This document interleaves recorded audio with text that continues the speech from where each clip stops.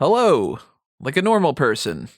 Welcome to episode 0019 of A Review to a Kill, our podcast series about the James Bond franchise, coming to you from fanboysanonymous.com.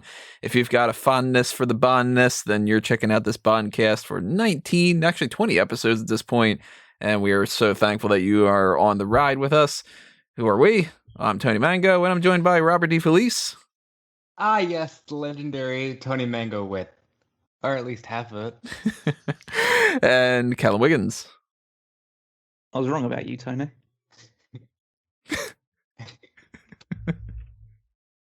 Rifle Fanboys Not Anonymous only uploaded once a week. Yeah, that's true. We have so many references to get into with some of these lines in this movie, and there's a lot to talk about with our current film, which is The World Is Not Enough, one that has a lot of really, really good stuff in it that I think gets overlooked, and then a couple of pretty bad things that definitely doesn't get overlooked. So we're going to break that all down and do our usual thing by now. You should know the score, but just in case you don't, we also want to remind you that we want to know what you have to say about these movies, and we want to get your opinions about things. So drop a comment below or send a tweet or any kind of means for you to kind of interact with us. The best of all of them being to drop a comment on the YouTube channel right now. And while you're watching that video, hit the like button, hit the share button if you got anybody who you think would be interested in checking this out. Make sure that you're subscribed to the channel if you haven't done that already, and ring that little notification bell to be aware of when we post these videos and when we go live on things and, here and there with all that stuff. Follow us on Facebook and Twitter. Hit the applause button, hit the donate button, hit the join button, hit us up on Patreon if you want to make sure that we do more of this content and you really want to help us grow and just give us a morale boost, because even $1 goes a long way in helping us out with that. But there's also the $5 tier, the $10 tier, the Pick Your Poison tier. So if you are like, man, when these guys are wrapping things up in a couple of episodes, I really want them to make sure that they definitely do the Austin Powers movies, or I really want them to do the Johnny English movies, or to play GoldenEye, then pick your poison. Or at the very least, just, a $5 donation is pretty much ad block forgiveness. So keep that in mind, everybody. And, help us grow, help us keep things going here, help us keep the lights on and everything. So check that stuff out. Check out the merchandise shops on TeePublic and Redbubble. I am definitely going to be trying to put out some kind of designs on the merchandise shops for something related to A Review to Kill. Maybe like some of the jokes that we've been having more so, and I don't know, if you have any ideas, let me know. But outside of those plugs things, let's just kind of get things rolling here the way that we normally do. We start things off with the title of the movie and the alternative titles and the other kind of things that go along with that. Not a whole lot this time around, because The World Is Not Enough is a phrase that people can kind of transliterate. So the only two that I had written down are from Estonia and Taiwan. Estonia is too narrow a world, just I guess like the longitude and latitude sort of things. And Taiwan is just all over the world, which I think is incredibly bland for a title for that. No, it's not true much either. No, James Bond owns the world now, or the world. It's Bondsdale. Bond versus the oil princess or something. I would have thought that there would have been at least something related to oil, but nope, not the case. James Bond and the caviar bath. Right, yeah. Working titles for this were Dangerously Yours, which I think could be a Bond title somewhere down the line if somebody was kind of doing like, From Russia with Love has the whole like he draws on the not draws. He's not like doing a picture. He signs the thing From Russia with Love. The picture. I mean, there's Pressure Point, which to me sounds a little too generic action film. Like I don't know, like Vin Diesel in Pressure Point. Yeah, it's like the next Liam Neeson film. Right. Yeah, where he is on the phone with somebody talking about how he's got a lot of skills. There's Fire and Ice, which there isn't much like cohesion with that. So it's just generic as hell. And Death Waits for No Man, one of the 50 variations of no die in this series. Die another day, tomorrow never dies. You know, no time to die. You know, no die for death. Death Another doesn't way to die. Death dies tomorrow. There's on the tagline side of things, Bond is back is one. There's perpetually going to do that one. There's danger, suspense, excitement. There must be when he's around. Ugh. Is that like a lyric from one of the rejected songs? Maybe, yeah. There's some men want to rule the world, some women ask for the world, some believe the world is theirs for the taking, but for one man, the world is not enough. That's a mouthful. And some want to watch the world burn. And the other one is, as the countdown begins for the new millennium, there is still one number you can always count on. I like that one. That's the best one. That was my alternative opening for this one. As the countdown begins to the 21st century, it's good to know there's still one number you can always count on. Episode 0019. But I didn't think people would quite get it without the setup there, so no, instead I went with the other joke. General speaking about the movie, World's Not Enough is one that I go back and forth between really appreciating and kind of arguing for against other people that are fans of the series, and then every once in a while going, yeah, I get the criticism behind it. How do you guys feel about World's Not Enough? So off the bat, I loved it. I'm curious to see whether or not this conversation is going to actually bump it up on my rankings or take it down depending on where you guys stand. But I thought that this was a really well done movie. And it's funny because Tony had said from like day one, oh, I really think you're going to like The World Is Not Enough. Yeah. And this movie took me on a journey, but by the end of it, I was like, yeah, that was one of the better ones. I really enjoyed predominant aspects of this movie. I feel like there were, well, obviously get into all the details, so I won't like go bit piece by piece, but there were a lot of things to really enjoy about this movie. I actually found myself in a situation where I think I like this movie more than GoldenEye, but I know GoldenEye is a better movie. If that's a weird, weird situation to fall into, it's like in my mind, it's like there are probably movies that I've watched that I've had more fun watching, but I know are worse than this, and there are some standout issues with this, which means that it wasn't in any danger of ever reaching like the top of my rankings. But yeah, overall, it was a fun 2+ hours to watch. That's where I go with something like, for instance, why The Man with the Gold Gun is lower than Goldfinger for me. Because I'm like, if I were to say to most people, I like The Man with the Golden Gun better, I'd have to preface it with, but I know that Goldfinger is better than it. And The Man with the Golden Gun's got, lots of issues with it and whatever. And same thing with like From Russia with Love. I have From Russia with Love as my number 4, and I think that it is one of the better ones. I know that Callum completely disagrees with me on that one, but hey, Opinions are opinions. And I would recommend that to somebody that really wants like the old 60s, more toned down spy thing and be like, you'll like this. But then I find it so much easier to watch A View to a Kill, but it's goofy as hell. So it's like, there's no part of me that's going to be like, nah, man, A View to a Kill is so much better. There's a horse scene and, like, no. World's Not Enough is definitely one of the ones I've watched one of the most out of the series, because I can literally pop it on at any point. And I had watched it a couple of months ago. It was one of the ones that I was just sort of like, I kind of feel like watching World's Not Enough. So. Did you watch it with Caroline? No, I only had watched Moonraker with her. But World's Not Enough was one that I just sort of, at like 4 a.m. when I couldn't sleep, I'm like, you know what, I'm going to grab that Blu-ray and just put that on and, And that's what I did. What's that? That's what I did. It was basically, I think it was like 3 a.m., 4 a.m. when I was watching it. It's just an easy watch. It's fun. And this is a movie that I equate to The Phantom Menace, in the sense that I think that there are a few things that really suck about it that everybody focuses on. And then they act like it's a bad movie. And it's not bad. It just has some flaws that people don't want to overlook. And like, we're going to get into it, but like, Christmas Jones is Jar Jar Binks. Everybody rags on Twine about that. and everybody rags about that about episode 1. Where I'm calling it Twine the whole rest of the episode, by the way. I'm not going to say the world's not enough everywhere. It's Twine. Everybody gets focused on her, and they can't see the good things. Just like everybody craps on Jar Jar, they can't see the good things about episode 1. Because if you boil down episode 1 and you get rid of, like, I've said this before a million times, you bump up Anakin's age to like a 17-year-old, and you tone down Jar Jar Binks, and maybe the editing is a little bit better for like the discussion on the politics.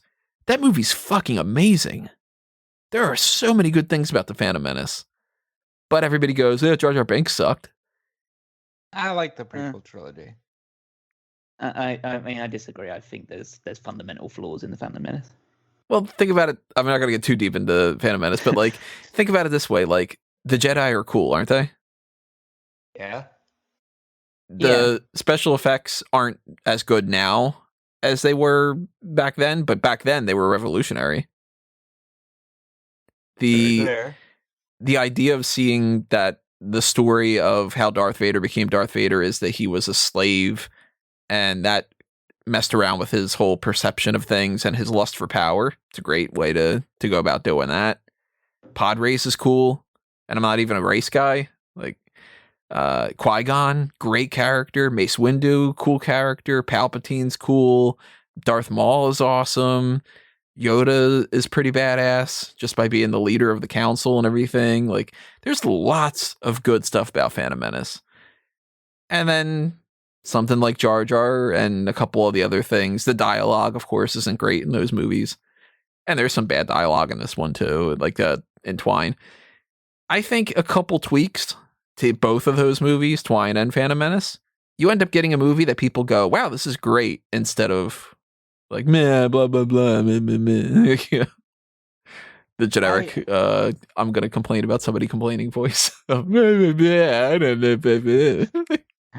wasn't as, let down by Christmas Jones. I think I had said it to you. It's just that we had spent so much time with Elektra and building up that character that Christmas Jones ends up kind of seeming like not useless. She wasn't like Tiffany Case at the end, but just ineffective.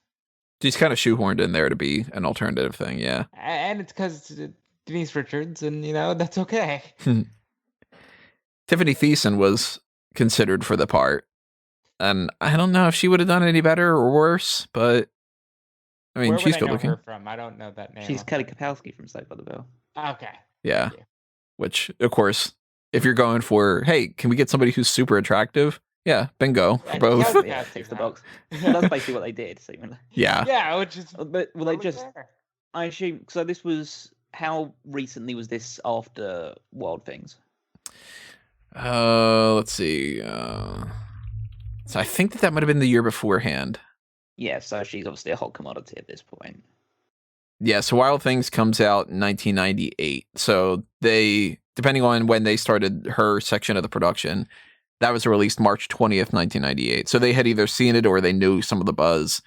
And if she could have gotten in a little bit late than that, then, well, they did 3 sequels to Wild Things. Yeah, they had loads of sequels to it, loads of direct-to-DVD type stuff. I'd imagine, yeah. It's just, God, each one of these looks like they're worse than the next one.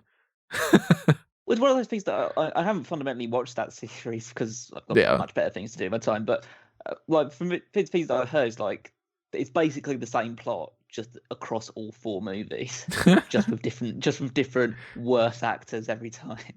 So they're like, hey, you know that movie about the hot chicks? Well, we're doing another one. Here's the hot chicks. I don't think we're going to be doing a series based off of Wild Things. Anybody's if you I don't know if you well we pick poison because like we see Denise Richards in wet clothing, and that's essentially what Wild Things is. Yeah, that's exactly what I told Tony. But it's a lesser version of the Wild Things then, because imagine if they would have done that. Like they just go full force with the Bond series, and he's just pouring champagne all over her naked body. Just like, all right, yeah, we know what she's good for with that. Fucking her and Elektra at the same time. Right, yeah. Sharon Stone, of course, was in the running for Elektra again because they were really hoping for Sharon Stone, and it never worked out. And at this point, not going to happen. But no go, and I don't think they got Monica Bellucci well past when they originally were going to put true. her in. How old is Sharon Stone now? She's got to be up there. Sharon Stone. I assume she's probably in her late 60s, early 60s now. She is 63. So okay. I mean, I don't know. We'll see. But yeah, she'll be Q. They'll switch it up. So let's get into the movie. The gun barrel, a little bit more on the funky side than I like, but it's pretty rock solid. Nothing too much going on here. I won't complain about it like I'll complain about one element of the next one that we see. And so I'm gonna need to like watch the gun barrels in succession one day because I don't notice any major difference ever between one or the other. There are a couple different compilations on YouTube where somebody just takes all of the ones one and another, and it's like 5 minutes long kind of thing. And it's worth getting into because when you can watch them one after another, you can see some major differences with like the Dr. No one being like and all this other kind of stuff. And then you get like For Your Eyes Only, and it's very like, that like funky kind of vibe, and License to Kill's got that kind of thing. And Tomorrow Never Dies is so chill and relax. World's Not Enough one, it's just got some little electronic-y type of things to it that I'm not the biggest fan of. But it's good. And we start off in a bank where a Swiss banker named Lachaise, which I always like his name, says he's retrieved the money, which we don't know anything really about. Very sexy woman offers Bond a cigar. She's in the script as just Cigar Girl, but her name in the book is fleshed out to Giulietta da Vinci. And thumbs up. She asks if Bond would like to check her figures, and he says, "Oh, I'm sure they're perfectly rounded." Which Cigar Girl, yeah, thumbs up on Cigar Girl. This was the first Bond movie that I had seen in theaters. So one of the very first reactions I had with the movie is, "Oh, she's hot." Yeah. And you'd be right. And she is. She had read for the part of Elektra, and they were like, we don't think you're really good enough for the Elektra part, but we'll add you in here and do that, And Bond's there for some information. He's not there necessarily just for Sir Robert King's money. He knows that an MI6 agent was killed, and he wants the information for who killed him. And Lachaise says, I'm a middleman and all this other kind of stuff. And he threatens Bond. "I'm offering you the opportunity to walk out with the money, Mr. Bond." And Bond very casually says, "Well, I'm giving you the opportunity to walk out with your life." I love that part. Just, "No, dude, I can kill you," kind of a thing. And even though the numbers aren't on his side, a goon pulls a gun. Not a gun pulls a goon. Just pulls out a guy. On Bond, Bond says, "I think that you failed to take into account my hidden assets." Another great line. And triggers a switch in his glasses that causes his gun to flash, and very quickly and easily dispatches some of the people there, just flat out shooting them and giving this cold stare at the camera. I like that. That gives me more of a Connery feel. I was super into everything about this opening scene, from establishing things very quickly to Cigar Girl to the glasses. What a gadget, to Bond just taking care of business. It's awesome to see Bond kick ass like that sometimes. Yeah, it was quick. It was a quick dispatch job. I feel like the lines were coming on a little thick early on, but I think it's what you like sign up for when you come into a Bond movie. So yeah, the more interesting stuff for me in this scene happened afterwards. It's a good thing he didn't say, "If I didn't know any better, you'd fail to take into account." Just start throwing them in there. He holds Lachaise at gunpoint. Ding. There's another gunpoint one. Oh yeah, that word returns with a vengeance into my notes this time round. There's at least probably 6 times of that. I'm gonna search very quickly. You carry on. I'm thinking, I know you got Davidoff, you got 2 in this scene, actually 3 in this scene, if I'm remembering correctly, because the goon to Bond, Bond to Lachase, the other goon to Bond. You got So I ended up writing it 5 times, but that's because I was desperately restricting myself in writing it because I didn't want to do it anymore. Just don't want to use this word anymore. you got 3 in that. You got Electra at the end. You got Davidoff. You've got Bond and Renard. You got everybody with M. I'm counting more than roughly. There's probably around 9 gunpoint things in this movie. That's funny. So Lachase is killed with a knife in the back, and I always love the sound effect of that. He's like, but you have to put the it's just right in the back of the neck by the cigar girl who runs off, and Bond's almost shot by a goon, or a gun with a goon, who gets taken out by a sniper, saving 007, who manages to grab the money, rig up a tether to the window and to one of the other goons, jump out the window, and casually walk away. I always really liked how he just sort of jumps out and he's just sort of like, all right, It's always cool when Bond just adjusts himself like he didn't do anything special. And this is normally where the opening would end. And this was what the plan was, is that was the opening sequence. And after they were going through the editing process, they were like, it feels kind of weak.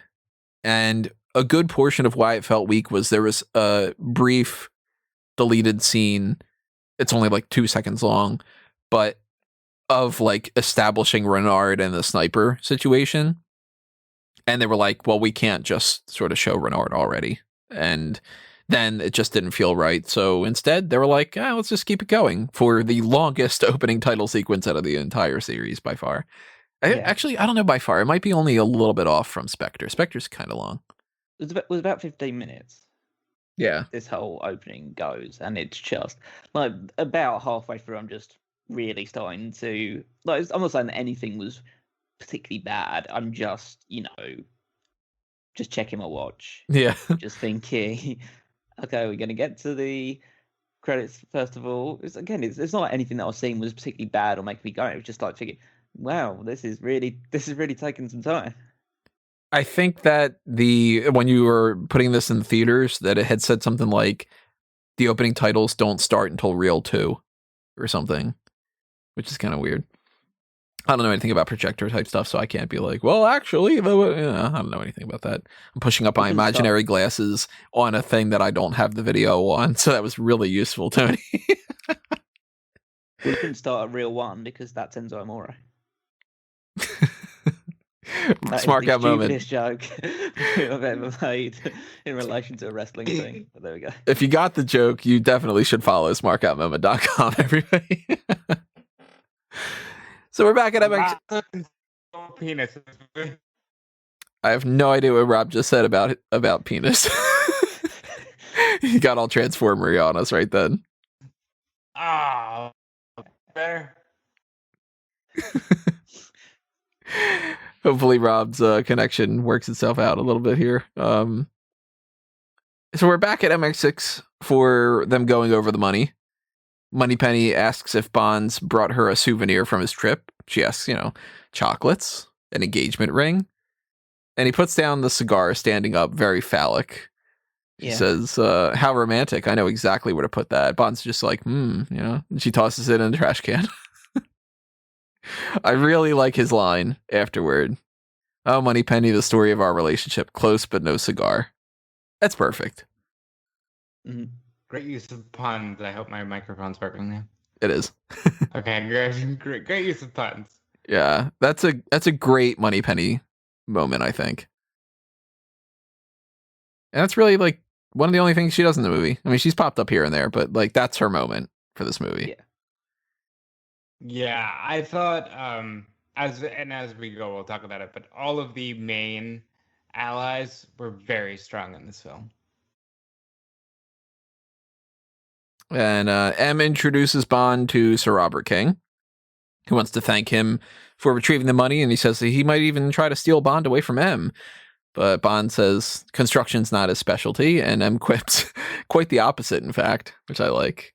I really like that you can tell that there's a good difference between like how their relationship has worked in this.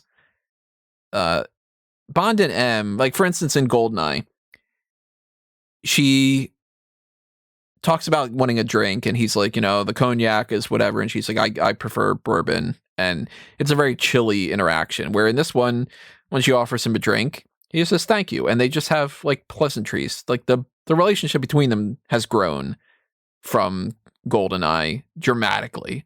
So she can even joke about something like, actually he's pretty good at destruction more so, and it's not like a oh fuck you M kind of a thing, Yeah, it's a lot more cordial, a lot more respect. Well, like she understands. I mean, it's still evolved from the fact that like she understands what Bond is all about, but she kind of finds that more endearing now. Yeah, she's making jokes about it rather than saying, "Oh, you're a chauvinist that's stuck in the past."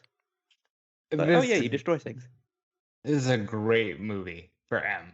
M, I think, has maybe one of the best arching stories here, and it brought me back to Goldeneye, where she's like, look, if you think I'm just all about numbers and I don't have the balls to just send you to your death or do what needs to be done, you're wrong. And we see a lot of that in this movie. This is one of the 2 best M films, I think. We're going to get to one that... it's very easily Live and Let Die. No, it's definitely Skyfall takes it to a whole nother level. Yeah. Missed that. Now, when we get to Skyfall, it takes it up to a whole new level. But this one, they give her a lot more to do. And I really like that about that, because Judi Dench is awesome. So it's like, yeah, give her more to do, She and King are tight friends, too. They went to Oxford together. Lots of Oxford type stuff. And we get, some more chit-chat, and Bond, not very sanitarily, grabs some ice with his hands. And while they're trying to figure out, why would somebody save his life and everything, he notices a chemical reaction. Something's up with the money that he touched. So he runs off to try to stop everything from happening, but too late. King's lapel pin triggers something, and boom. There goes King. There goes a bunch of MI6 people. A whole wall of MI6 headquarters gets blown out. And, you got to have some balls to be able to blow up somebody inside MI6 headquarters, right? I'd say so. And I enjoyed Bond frantically running to try to save him. It put this sense of urgency on things that sometimes just isn't there with Bond films, because you just think, oh, he's Bond, he's gonna win. I really enjoyed that he was like, no, stop, and too late. Bond has seen even more people die, because probably in his mind he couldn't do the job right. Yeah, he always approaches things with a very laissez-faire attitude. And so to see him just screaming and shouting, running down the thing, just knowing that something's gone horribly wrong, and then getting there and not in time, and seeing the whole place blow up in front of him, it's something different, and it's a welcome change of pace to someone who basically 99% of the time gets into these situations and always manages to come out on the good side of things. Yeah, and it's just kind of like, well, somebody died, but I'm going to make a joke about it and move on. This is just kind of like, there's, like you said, a sense of urgency that's not normally there. I mean, outside of the first 5 minutes, where the scene that we talked about earlier, basically this entire opening scene is Bond getting fucked around constantly. Yeah, it is. And Bond ending up really on the back foot. It's even more so next time around. And it's just, in another movie, or maybe if somebody's really being an asshole, you can go, well, that blew up in our face, and there's just none of that. There's no quips. He's just like, oh my God, this person is going to die. And it feels real. It seems like that's something somebody would do. I like, too, that there's just that quick second where M says, she rings Moneypenny and she says, Moneypenny, stop King. Like that, it's not just sort of like Bond runs off and M's just kind of like, I hope he makes it. Like she's like, no, let's get in contact with everybody to stop this shit, I like that a whole bit. He notices that the cigar girl's in a boat looking at the area and she starts shooting away. So he hops into his own boat that Q's working on, which Q's like, stop, it's not finished. Even though we see that that's like everything's fine with it. So I don't really like that line a whole lot. I would think that would have worked better when like, if he would have gone for like a torpedo and it wouldn't have worked or something, but nitpicking. So he leaps out of the MI6 headquarters into the Thames to kick off my favorite boat chase in the series. Filming around MI6 headquarters was apparently causing some issues because obviously, yeah, it's MI6 headquarters, so why not? And Foreign Secretary Robin Cook overruled all of this and allowed the filming to go about. He's quoted as saying, "After all that Bond has done for Britain, it's the least we could do for Bond." I like that. The music here is so good. The track is great. It's just this 100% James Bond theme in action mode.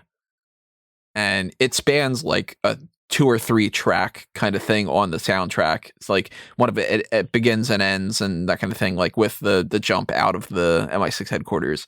But that's one to chalk up to the score. Again, I keep talking about David Arnold. Last movie, this movie, the next couple, David Arnold's music is so good.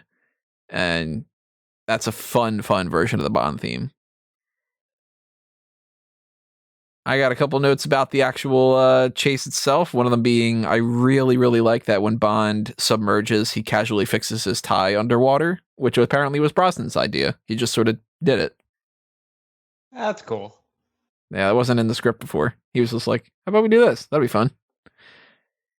There's explosions, a grenade launcher, machine guns, torpedoes. He sets off a car alarm when he splashes water all over some parking attendants. When he's riding on the land, he's crashing through the streets and ruining a restaurant. It seems like it's over the top, but on the deleted scenes, there were like 5 more jokes. And it was way too much. There was going to be like a dog reaction shot again. And some other stuff. And it was just like, nah, it went on too long. It was too jokey. I think that they got the right pacing for it. What were you guys thinking about before we get to the blimp side of things, about the whole boat stuff? So I didn't say it. It was the first thought I had in the film, and I meant to bring it up earlier. Brosnan's gotten older, very much so from GoldenEye, and I had said to you, well, this worries me because the next film is in 3 years, and I hope he doesn't look kind of like Morris starts to look, He ages even more by the next one, yeah. Yeah, and as far as this was a lot of fun. I didn't think it was too jokey, but maybe like you said, it's because they took out all the extra stuff. But I've grown to like my Bond with a little bit of jokiness. I don't know. That's just me. I don't think it was particularly jokey. I mean, it was ridiculous. The boat driving around on the street, and just going through. That was the thing where it kind of when it exceeded my bounds a little bit too much of that going so quick. Like then him just driving through the streets, being chased by cops, going through a restaurant is just okay. That's a little bit more esque. I think it went on for quite a while, but. I guess for the most part the action it wasn't really at this point. I was kind of I partially checked out just because the credits hadn't happened yet, and I was kind of caught between trying to watch the action and just waiting for the actual quote unquote movie to start. Do you think they were trying to put off garbage? Like they just didn't want to get to the song? I hope so. No, they should have waited longer. It was literally just a means of originally the plan was ending the opening sequence at the bank and then them just being like, I don't think that's the strongest opening. Let's push it. That's not as fun as the joke I made, though. Yeah. Cigar Girl winds up on a blimp. Bond's able to grab onto one of the ropes and he's dangling in the air while she's shooting at him. The helicopters are going after her. She's boned. She can't get away. And he says, if you kind of like give us some information or whatever, we can protect you. She says, not from him, whoever him is. Shoots at the tank, and Bond realizes we're going to blow up, so I guess I'm just going to fall, because otherwise I know I'm going to die. He falls just in time that he doesn't blow up, but he has to land on the Millennium Dome and tumble around and eventually catch a cable. And there was some jokes about this, about being like, oh, the Millennium Dome is useful for something.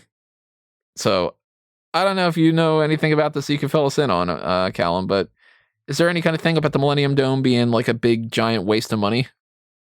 Yeah, that's pretty much what everyone knows the Millennium Dome as being. It's a mixture of a very ill thought out political statement and also just being a huge sum of money. I think apparently it cost around about 50 million Hmm. to build, and yeah, it was useless. Like it doesn't. Oh, it actually cost. Sorry, not 50 million. That's a gross estimation. 800 million. Jesus, that's Wait a minute. I thought he was saying, oh, it was actually like 25 or 20. I thought you were gonna say maybe like 70 million or something. Even then, geez, 800. Yep. Yeah. So it opened on the stroke of the millennium, so 31st December 1999. I did go to the Millennium Dome as a kid. I think it was probably 2000. I actually went there because I remember visiting. The only part of it that I remember was going to the body exhibit, which was essentially a like not obviously a full scale one or anything like that, but it was essentially mimicking traveling inside a human being. Hmm. And so you would go into different different sections, and that would be like you were in the brain at one point, and you would go up elevators and stuff like that to get to those places. But again, I was probably, so if it was 2000, I would have been 8 years old or something like that. So it's not something that I hugely remember off the top of my head, but it's still there. There's still a dome there, but it's now just part of the O2. It's just a part of just a little exterior feature of the O2 arena. So yeah, it was a massive, massive flop. $800 million. Jesus God. Yeah, just nobody, like it was used for a few bits and pieces, and then nobody ever went back to it after probably 2000, 2001, because there really was no need of it being there. Just a massive overarching amount of money. Yeah. So I can't say for certain about everything that was so bad about it, but nobody talks about it fondly. Put it that way. So that's our transition to the titles, which are this time around, since this plot revolves around an oil pipeline, the naked women's silhouettes are dripping in oil and all, which I'm a huge, huge fan of. I really like the visuals in this one. Probably easier to pull off too. You know, because you're not doing anything like, oh, and they go into the internet, or Yeah, I think this is the strongest visuals we've seen on a Bond opening so far. And I'm actually a big, big fan of the song. It's one of my favorites to just pop on and listen to at any point. So I love Garbage. I love Butch Vig, but I think he's one of the best producers in the history of rock music.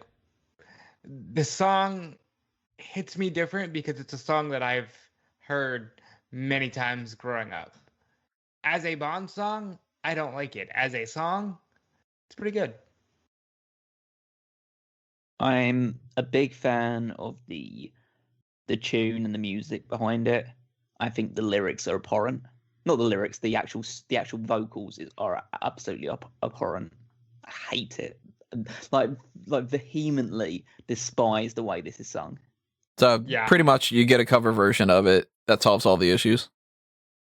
Depending on who's singing the song, obviously. If I'm doing it, it's going to be even worse. Needs to be someone better with that, but it's just I hate the cadence of the woman's voice who's singing it. A little too like whiny and like droning. I feel that sort of thing. It just like goes. Yeah, it really doesn't work for me. Like I don't know what. Like did they when they made the submission for the Bond song and stuff like that? Did they obscure what their band name was? Because what the hell was someone thinking putting like a band called Absolute Garbage and making that as the people that do the Bond thing? Well, okay, so the album is Absolute Garbage. Right. The band is just garbage, which sounds like I'm insulting them. I would agree. I'm not in love with her voice. Look, grunge rock is great, but I wouldn't say grunge rock is Bond.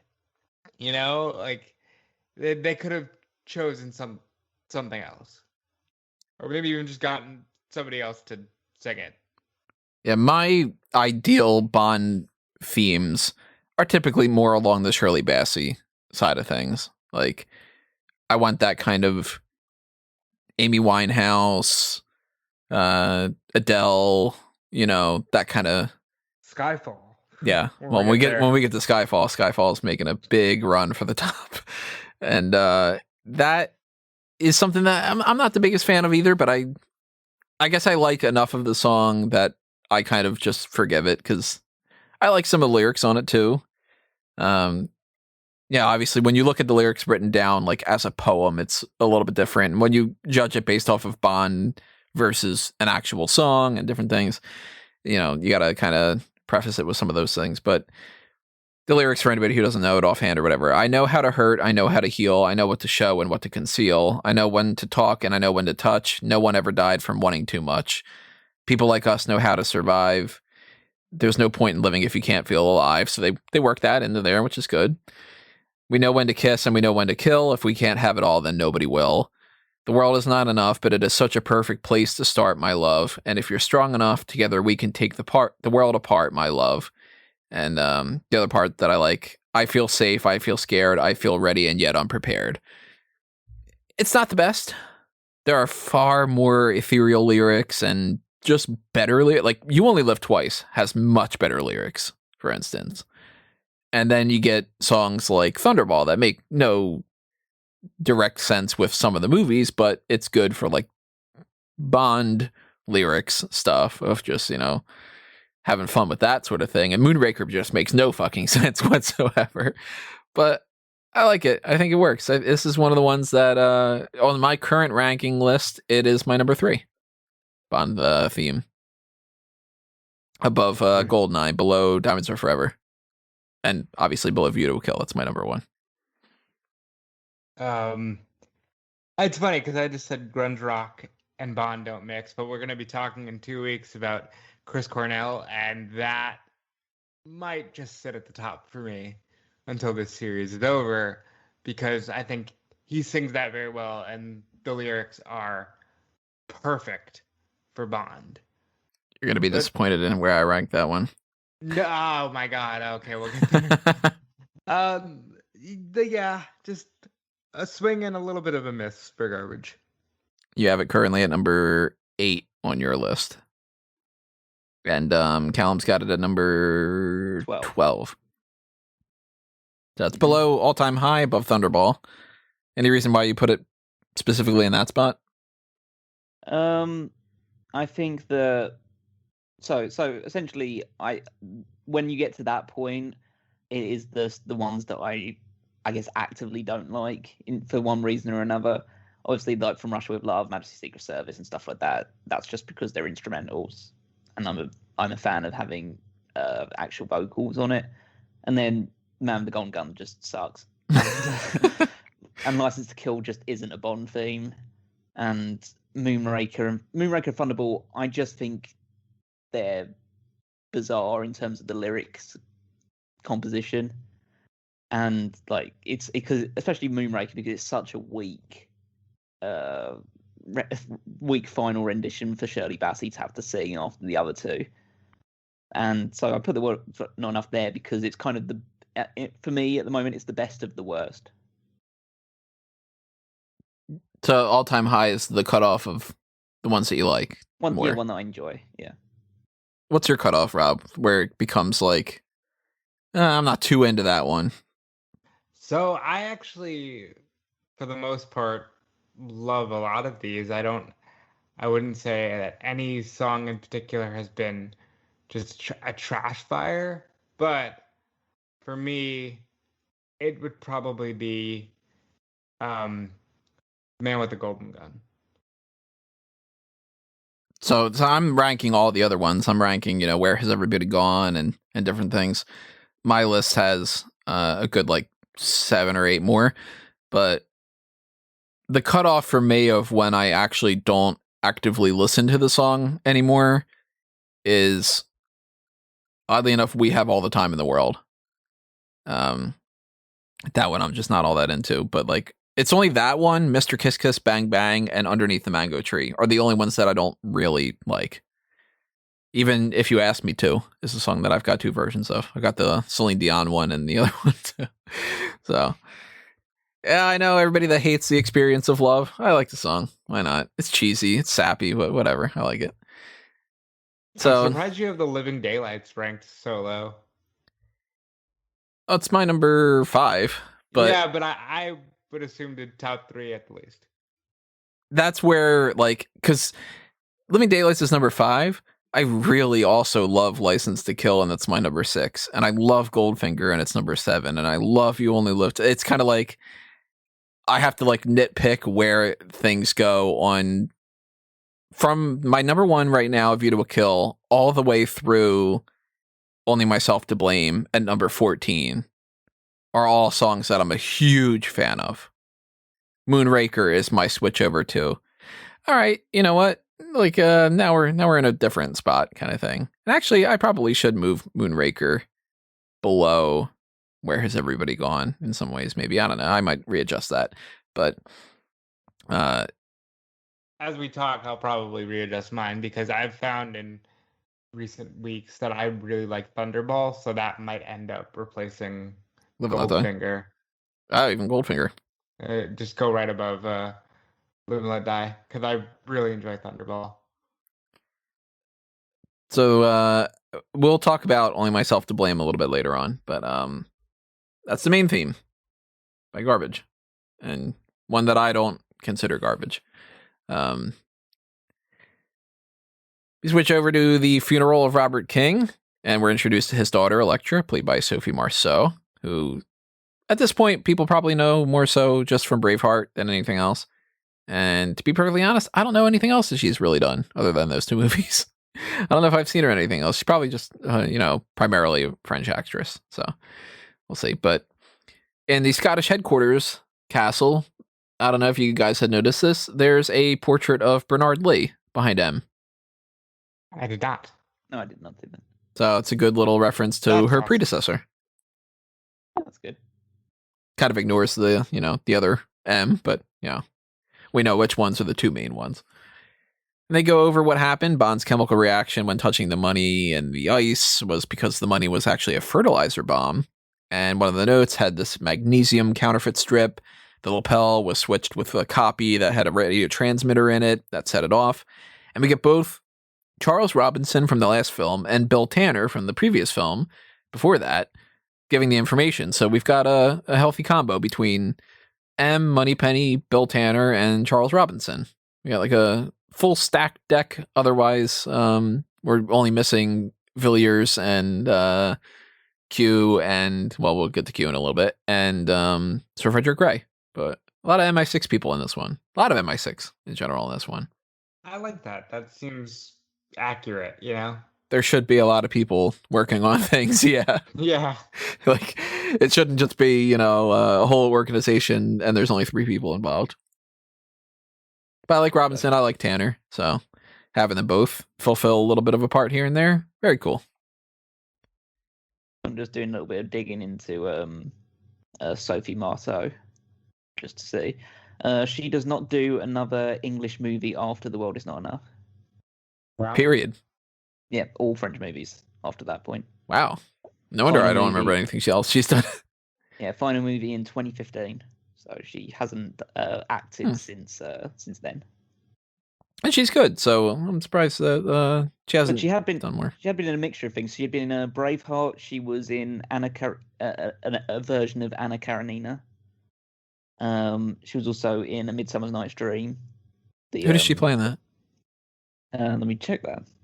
Let's have a look. So she plays Hippolyta.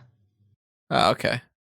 So not one of the main star ones, but she was in that giant ensemble cast with Michelle Pfeiffer and Kevin Kline, Christian Bale's in that.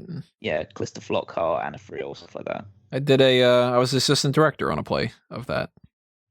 So I know full well trying to cast somebody for Puck and the guy not wanting to learn his lines and stuff. Different things like that. we're figuring out some more information about here in this. M says they're going to find out who did this. She's clearly emotionally wrecked because, her friend died and everything. And something that gets no real attention is that one of the double O's in this scene that gets handed a folder next to Bond is a woman. And again, sometimes people pop up and they just go like, well, can we have a female double O? And it's like, technically you've had it twice. It's just they didn't call attention to it. Like, they want a main character. Yeah, right. You know how that works. But it's like, yeah, we've established that women can be double O's. Like, there's no problem with a woman being a double O. Relax, everybody, like, kind of thing. So I like that they included that in there because it's just sort of like that. It seems weird to say, but it's like that little thing can be a big deal in some ways. You could have very easily just cast another guy, but you put a woman in there and suddenly it becomes a talking point of like, look at that. Yep. She's, double O whatever. And thank God we're beyond my God, M is a woman, like, right, yeah. That's good growth in the last 4 years. And again, it doesn't get a whole lot of attention to it. It's just, background stuff. She doesn't get a line, or they don't assign her a 00 number or anything, but I don't know. In my head canon, she's 001 because they've never shown 001. So I'm like, yeah, give her 001. Why not? At least as far as I'm aware, they haven't given her any kind of thing in like the supplemental material or anything, but maybe there's some kind of like Raymond Benson novel that deals with that or something. I don't know. We'll see. If anybody knows, drop a comment below. So Bond doesn't get one of the envelopes or folders, whatever you want to call it. And that's because he's not allowed to play. He's in a sling. He's got an injured shoulder. He's on the inactive roster until medical clears him. So what do you naturally do? You fuck the doctor. Yeah, he sure did. I had told you, I was like, wow, Bond is just going straight up fucking the doctor. Okay. Yeah. Well, I kind of, I don't know if I like this, but like I understood this one a bit more than some of the other ones we've seen in the past. I mean, the one from I'm trying to remember exactly. What was that? What Thunderball? But the one where he forces her into the shower. Yeah, it's Thunderball. Patricia Fearing. yeah, that's a far cry from this because clearly essentially you get the sense, but watching this scene that he's done this before. Yeah, well, she definitely she's more than into it. Like, yeah, because her line in this, but her name's Dr. Wormflash, of course, too. When he says that they're gonna skirt the issue while he's undressing her, which is great. She tweaks his shoulder and she says that this time you're gonna have to call me back. So it's like Bond's fucked her before and given her the cold shoulder. Joke. And she is just sort of like, yeah, we can bang again because this is great. But this time, let's keep it going. And he's just sort of like, yeah, whatever the doctor orders. Obviously, he has no plans on doing that. He's just like, yeah, I get to fuck a good-looking girl and I get it back on the active roster. Like, Well, he might. I mean, hey, it's always an option now. That's a pure Bond thing. Like, look, I'm gonna be reckless. I'm gonna have this, as M says, your cavalier attitude towards life, where it's just kind of like, nah, my shoulder's messed up, but I want to go into this and I want to look into that more, and I'll just bang the good-looking doctor in the meantime. And he's clearly done it before, and he just gets away with it. I love it. Moneypenny is so great about this. She's such a jealous little, like really, really jealous that the doctor's had this fun and she has not. Yeah, but when we get to that in a little bit, that part's so good.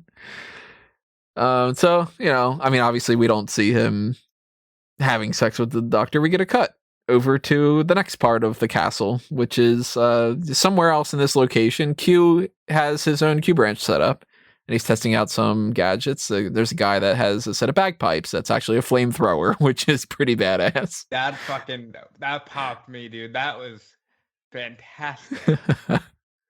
And I love the two quips right afterward. Bond's like, well, I suppose we all have to pay the piper sometime. And Q just goes, pipe down, 007.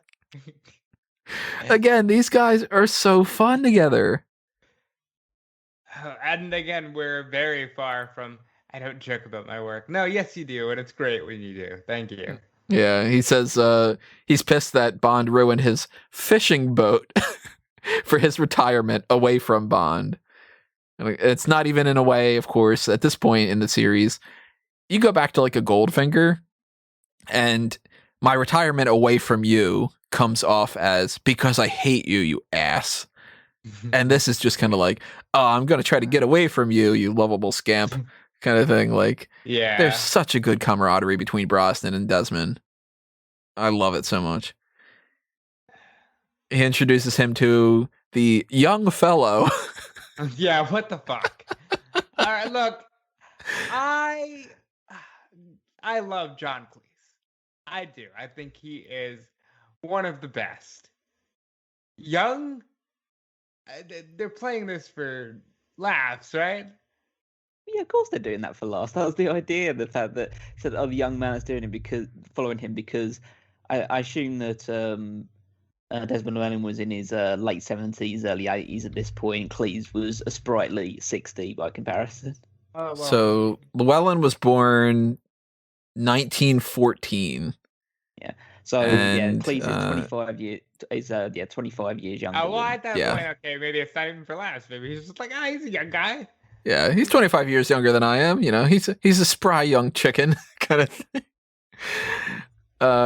That young fellow grooming to be his replacement, John Cleese, gets his lab coat stuck in a car door, and Bond jokes, if you're Q, does that make him R? And since Love that. Cleese's character is never given a proper name in this film, he's literally billed in the credits and so many other places like the video games as R. Just because it's like, well, I don't know, guess he's R. Imagine I'm if good they with would have that, kept that going, and it would have been like that it wasn't Q Branch this whole time for Quartermaster, that it was Q Branch just because they already went through A, B, C, D, like, and it just becomes like, you know, Ben Wishaw's character is S. Now, despite Cleese being a bit of a bumbling idiot character, he has a great line that was referenced at the beginning of this. The legendary 007 wit, or at least half of it. I didn't Yeah. get that the first time. That went right over my head the first time I watched this movie. I was like, To be hon- at least half of the 50% of the wit, it was like a half of a good I'm like, I don't fucking get it. And then eventually it just dawned on me, and I'm like, oh, he's he's a calling him a half-wit. half-wit. And I'm like, oh, fuck, I'm an idiot. Like, you know. to be honest, that's kind of how a lot of John Cleese humor hits you eventually. Yeah. It's just, I think, and again, we'll talk about his role in this movie, and especially, obviously, more prominently in the next one. He's one of the greatest comedy actors of all time, Definitely. and one of the greatest comedy writers of all time as well. I would obviously state my rotation with that. Monty Python, 40 Towers, Fish Called Wanda, all this stuff. He has impeccable timing. He has impeccable like awareness of what he's supposed to be at every point in time. I don't like the fact that he plays himself off as a bit of a bumbling fool here. It's the fact that Mm-hmm. the Cleese that I know, I mean, he has played obviously those sort of characters, especially in a lot of the skits that he did with Monty Python. But post that point, the characters that he more typically plays, or the ones that I find myself enjoying the most, are the ones where he is in a position, he believes himself to be in a strong position of power, but he always gets foiled in that regard. So rather than getting his coat stuck with a bit of a bumbling thing, getting caught up in that little cocoon thing, as we'll talk about later, he should be a bit more. I don't know how to describe it, because he does come across as pompous, but he doesn't come across as like in control. I think if you cut out the bit with him getting his coat stuck in the door, it helps out a lot. Yeah, probably. Because some of the other, like the half-wit joke is great. And I like that, like, you know, Bond, he checks out the X-ray specs, and he's just sort of like, we got new specs, we got a new car, whatever. And he's just kind of like, I thought that you were on the inactive roster. Like, he's calling the Bond out, and he's kind of just like, you know, okay, we're going back to like Q having a bit of a, you have to warm up to me kind of a thing. And I think that could have worked a lot better. You take out the lab coat thing, and I think that R doesn't seem like as much of a jackass. No, I appreciate the contentiousness about it. Just the fact that obviously he hasn't had time to build up that rapport, and the only thing that what R seemingly knows about Bond is he's destroying tons of his Yeah. stuff. He hasn't had a chance to just build up this long-standing relationship that Q has with him, and so you can understand why there is a bit. So I would have thought like over time it would have been like the story would be the fouring of that relationship, so it's a bit more like friendly from one side to the other. But obviously he's only in one more movie, and then they decide to go in a completely different direction. Yeah. We'll talk about him in a different way in Die Another Day, but he goes over the car a little bit, titanium armor, heads-up display, and 6 beverage cup holders. I like that line. Just like, that's a great benefit to it. And he says, all in all, rather stocked. And Q corrects him. Q's pulling the power move here. Fully loaded, I think, is the term. And R, it get a bit more contentious, I think. And Q puts it back in his place. You're not here to think. You're here to do what I tell you. Now put on the coat and demonstrate it to 007. And he takes it very literally. He starts explaining how to put your arms in the sleeves, where the pockets are. Question to Callum. Do you call the buttons poppers, or is that just one of the things that he says? I think that's just an old man reference. Okay. I was just I don't know if that's a British thing or not. Like, well, I assume it's some sort of reference to something that maybe it was called during, I don't want to say like his day or something like that, but maybe that was something that they referred to when he was younger, but it's not something that I'm aware of. It's pockets, poppers, zipper. Take the one part of the zipper and put it in the other. And Q's just like, I'll just pull the damn tag, which creates this bubble protective airbag kind of thing around him. And again, it's like it's too bumbling for my taste, where he's rolling around and he's like, "But you said Q," and I would tone that down a little bit more. I know they're going for joke and stuff, but I think it is kind of a little like, oh, come on, this guy's the quartermaster and he's that much of a bumbling goof. Well, I think what it is, they liked Q being fun. So they thought, let's kind of go all the way there. But I think what makes Q being fun is that he started out deadly serious. Yeah. And he's just warmed up over time to this crazy guy as he becomes a crazy old man who just wants to retire. And by the end of this movie, and then, of course, even more so by Die Another Day, R is not an idiot anymore. So it's just in the scene. So that's where, like, the writer in me is kind of like, I know what you were doing, and I can see it, and it's very transparent, and I kind of don't like it also, so I'm a little bit down on that. But we get good Q stuff here with Bond says, like, oh, he's well-suited for the job. And he said, he can't help but to ask, he says, you're not retiring anytime soon, are you? And here's one of those gut punch type of things. Q replies, now pay attention, 007. I've always tried to teach you 2 things. First, never let them see you bleed. Bond says, well, what's the second? And he says, always have an escape plan. And we don't see it, but he presses a button.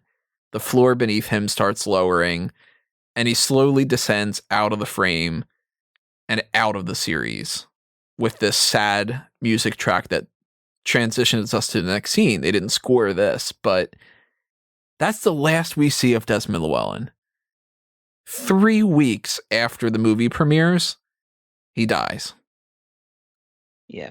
And it's not that he even dies from old age. No. He dies from a car accident at age 85. Head-on collision when he's heading to a book signing. Yeah, that's like, like, fuck, Yeah, so there is no indication that Q had any intention of retiring from the role prior to this. Obviously, they mostly made the intimations about the fact that he was going to, like in the film, retire, but there seemed to be no plans in place to say that this would be his final movie. He might have come back in Die Another Day, and maybe that would have been the big transition over at that point. But yeah, it's Yeah, I mean, it sucks in like two ways because again, the absolute like best case scenario is the case that like Desmond Llewellyn doesn't die the way that he dies, and he gets to carry on. He gets to just live out the rest of his days, whether it is in the Bond franchise or not. But the bigger issue is that it's because it was 3 weeks after the premiere.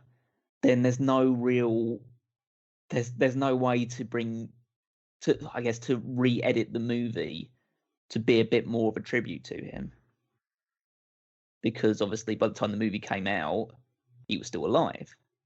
So it's just like, okay, Desmond's there, and we might get Desmond back for the next one, and that's all great. But if they, again, it sounds morbid to say, but if it was something, a case where an actor passed away during production or while the movie's being like getting the final edits done and stuff like that, they can make it more poignant. But funny enough, really, just through sheer serendipity, they managed to make it a really poignant way for him to go bow out the series. Yeah, it works really well for what it is, because it's literally like, hey, you're retiring. Oh, you're not retiring anytime soon, are you? Which is like almost a way for like the fans and the Bond community and everybody to kind of be like, oh, dude, don't leave us yet. And him being like, gotta go, I'm sorry. And for him to descend out of the frame, and it's like he's passing away, and I mean, obviously he was cremated instead of buried, if I remember correctly. But like, you lower a casket, you lower Q with that. The music is not played for like a joke. It's played like this somber tone. And it's in a funeral environment because of the bagpipes and the same funeral thing. And it's like, man, it's just end of an era for a guy that was in 17 Bond films. And it still feels like we didn't get enough of him. So, until I heard that information, I had assumed that it was time to write Q out of the series. And because of that, I wanted this specific "you're not planning on retiring soon" a little more towards the end of the film, just so that, like, because that was on my mind throughout the entire movie of just, oh, that's it for Q, man. But wow, what a great, like Callum said, serendipitous way for things to just work themselves out, because always have an escape plan. If I can help it, I'd like that to be the last thing I say to a lot of people, I've always said I wish my first word would have been quote, and my last word could be unquote. If I ever have kids, I'm going to literally try to get my kid to say quote as their first word. Caroline's like, don't you fucking dare. And I'm like, but how great would that be? Like, literally everything in your entire life is within that. Like, you're the only one that will appreciate that. And you probably won't be there to, get it. I know, but I can tell my future kid, like, dude, literally everything that you've said has been inside these parentheses, like kind of thing. Like, parentheses is way too hard for a little kid to say, but quote, yeah. So if I, ever have a kid, I'm going to be just standing around them going quote, quote, quote, quote, quote, quote, until they can just go quote. And I'll be like, yeah, fuck yeah. But that's a great way to go out with this kind of thing, because he goes out with laughs, and he goes out with something poignant and with reverence. It's not like Q, is the bumbling idiot and then he dies or whatever, or that it just sort of is like, well, that's the last Q scene and it's just, it's fine, but it's not one of the better ones or something. Like, he gets his moments, and he was heading on his way to a book signing, so he was still very much just kind of like, just like living life, whatever. And some 35-year-old guy just head-on collision, just an accident, ends up hitting him. His wife dies 2 years later. His son dies 12 years after that in 2012. And it's just, there goes Desmond Llewellyn. Fucking amazing part of this series. One of the absolute treasures. Nobody did it better. And that tribute video They Yeah. got Nobody Does It Better, and they're playing that, and they're showing the clips of his things and all that. Ugh. Waterworks. So that scene always to me is like, there's a couple scenes in almost any Bond film where I'm like, all right, these are the scenes that make this Bond film. And the Q scene with this is one that I'm like, all right, you could take out this, you could take out that, you could take out full characters in this movie, and I don't think it really damages the movie. Sometimes it might even make it better. Like, I don't think that Gabor is good, but like, this scene is like one of the most important scenes in the series, I think, just because of the actor. It's just, Q. yeah, it's Q.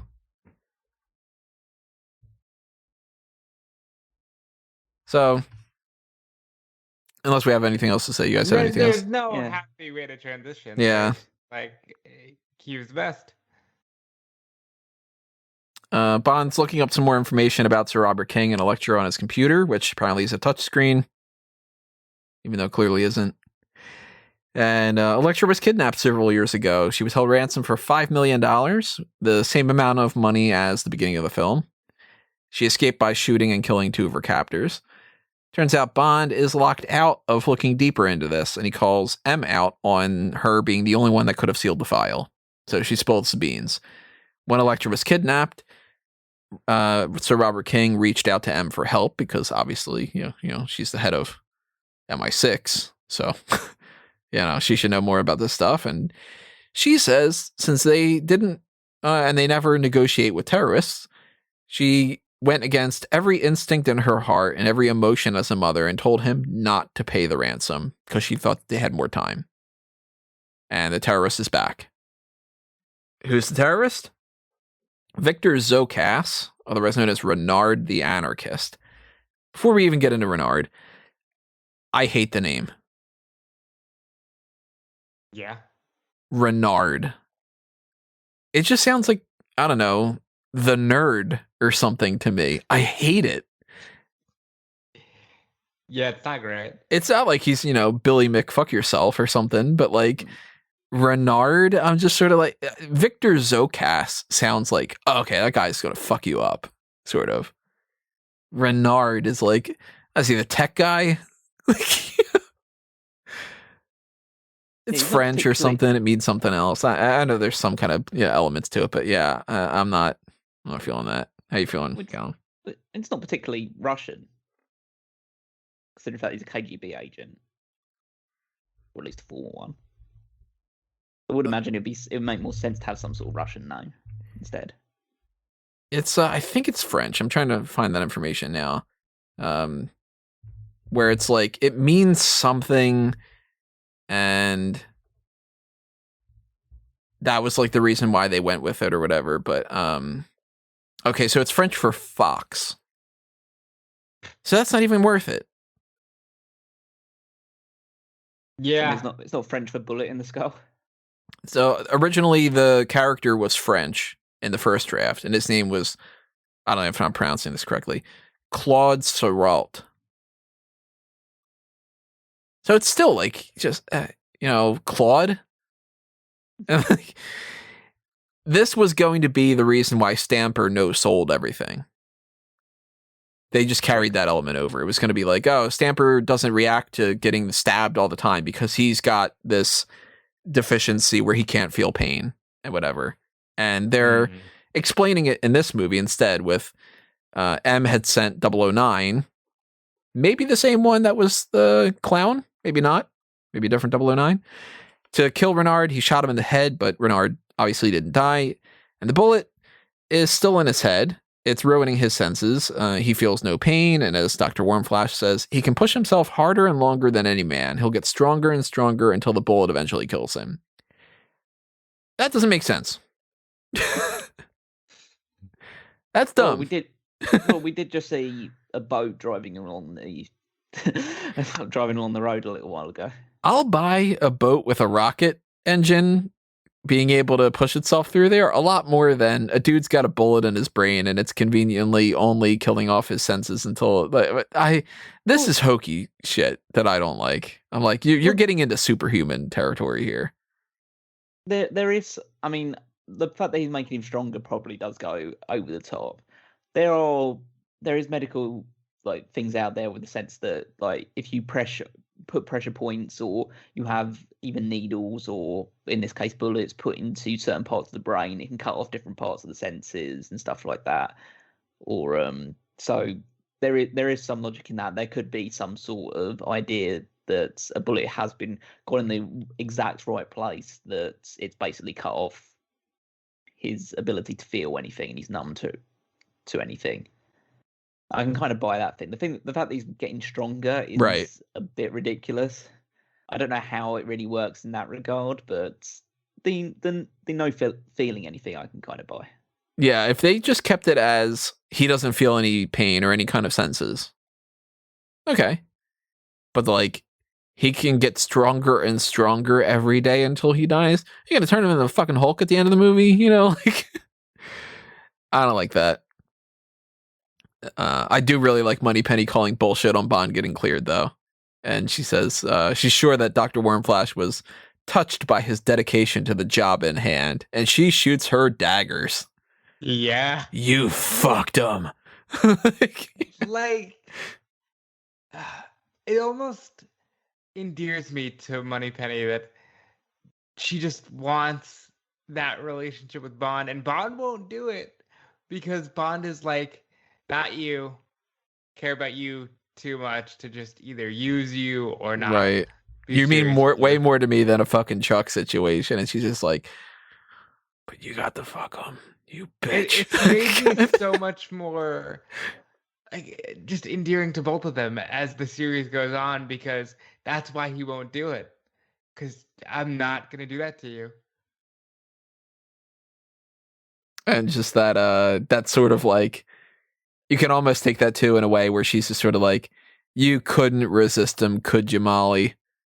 Whereas like Moneypenny's kind of like, oh, I'll give him the give and take, and kind of like, you know, when she says, you know, this type of thing will constitute sexual harassment, and like, but maybe you'll have to make good on your innuendo, like that kind of like, you know, I can match Bond with that. Molly, you're just putty in his hands. Like that kind of thing. I love that little bit of Moneypenny there. Of just like, you can tell there's just this animosity between her and Molly and that.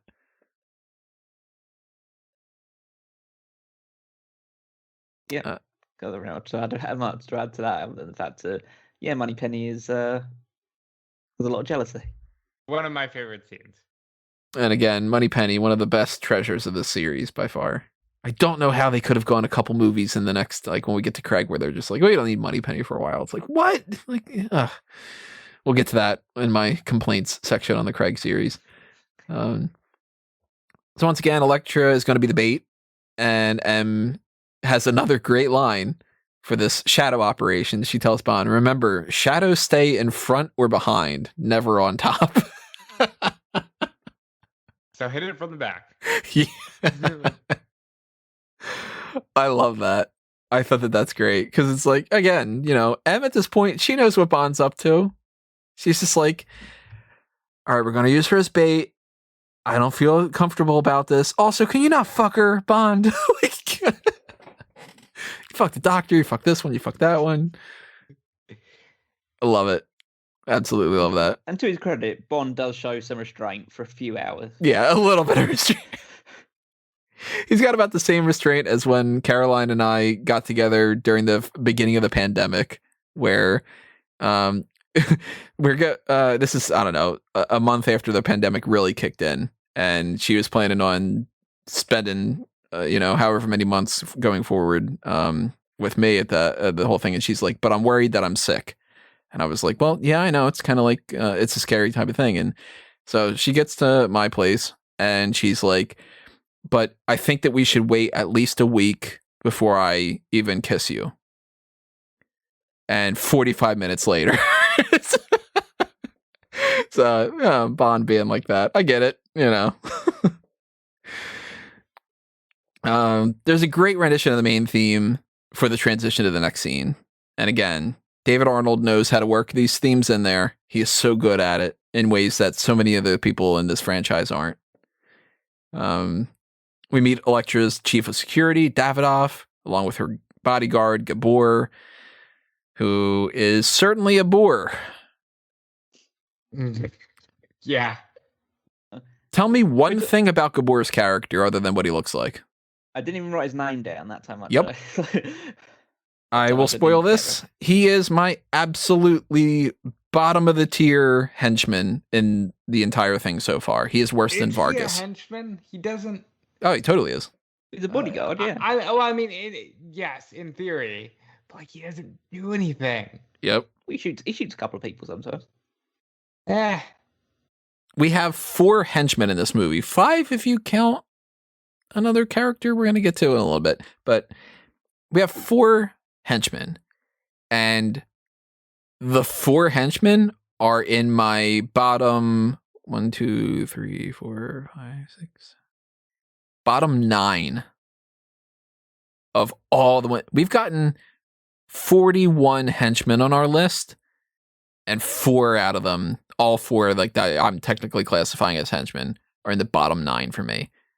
None of them are above Eric Kriegler. And I don't like Kriegler. The top one being Cigar Girl. And it's like, somebody like Gabor, what a pointless character. Yeah, I was disappointed by the end. Yeah, she's been protected by a big dude. That's basically it, really. I think you should have combined the Gabor and Davidoff characters. Davidoff dies really early. Yeah, but Gabor doesn't do anything past that point that's really worth it. I guess so. Like, Bond takes out Gabor in one scene, and then in another scene, it's him and Bull. And, so it's kind of like, they could have just killed him off.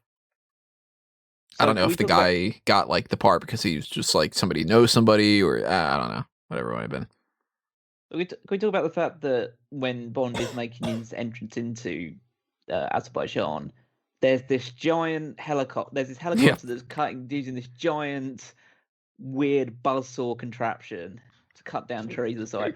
And then I immediately just noted that down and said, "Okay, I wonder when this is going to come back in the movie." Yeah. And this was in the script for GoldenEye. They just didn't have anywhere for it. They were just like, wouldn't it be cool if helicopters has buzzsaws attached to them? And they couldn't figure out where to put it in there. So they're like, we'll figure it out. And they tried to figure it out for Tomorrow Never Dies, and they didn't. And then they finally figured out a spot for it to work this time. That sounds like the most Dr. Evil thing ever. Yeah. They have freaking laser beams on their heads. No, it's gotta have the buzzsaw. Like, Yeah, I'm gonna have freaking helicopters with freaking buzzsaws attached to them. Just dangling. Cutting down trees. I'm just finding that piece of. I'm just love the fact that they made this movie, and a big point in their head going into this was, we need to somehow incorporate this buzzsaw helicopter. Yeah. They're like, look, we've done 2 of these and we haven't gotten the buzzsaw helicopters in there yet. What can we do? I want it. Like, this is a must. And really, for the most part, when we get to that scene, it exists just so they can be like, how fucking neat is this? So a bunch of villagers are mad about the pipeline. Elektra seems like such a nice woman because she's rerouting the line by avoiding going through their area, even though it's going to cost them millions and take weeks. She's just, a real humanitarian. And she chats it up with Bond a little bit, fills her in that her mom's family found the oil, the Soviet Union got involved, blah, blah, blah. Those damn Russians. And the most interesting part about this scene is, at least from my point of view, Elektra asks him, "Tell me, have you ever lost a loved one, Mr. Bond?" And he takes a long pause and completely ignores it and just says, M sent me because she thinks that your life's in danger. It's the ghost of Tracy haunting again. And at this point, I messaged you, and this scene stayed with me for hours, to the point where I think, like, later in the day, I messaged both of you, you know what, it's bullshit that Tony downplays on Her Majesty's Secret Service, because it's one of the most pivotal Bond moments. And you, the whole time you're building it up, you're just like, yeah, but Lazenby, and he's not great.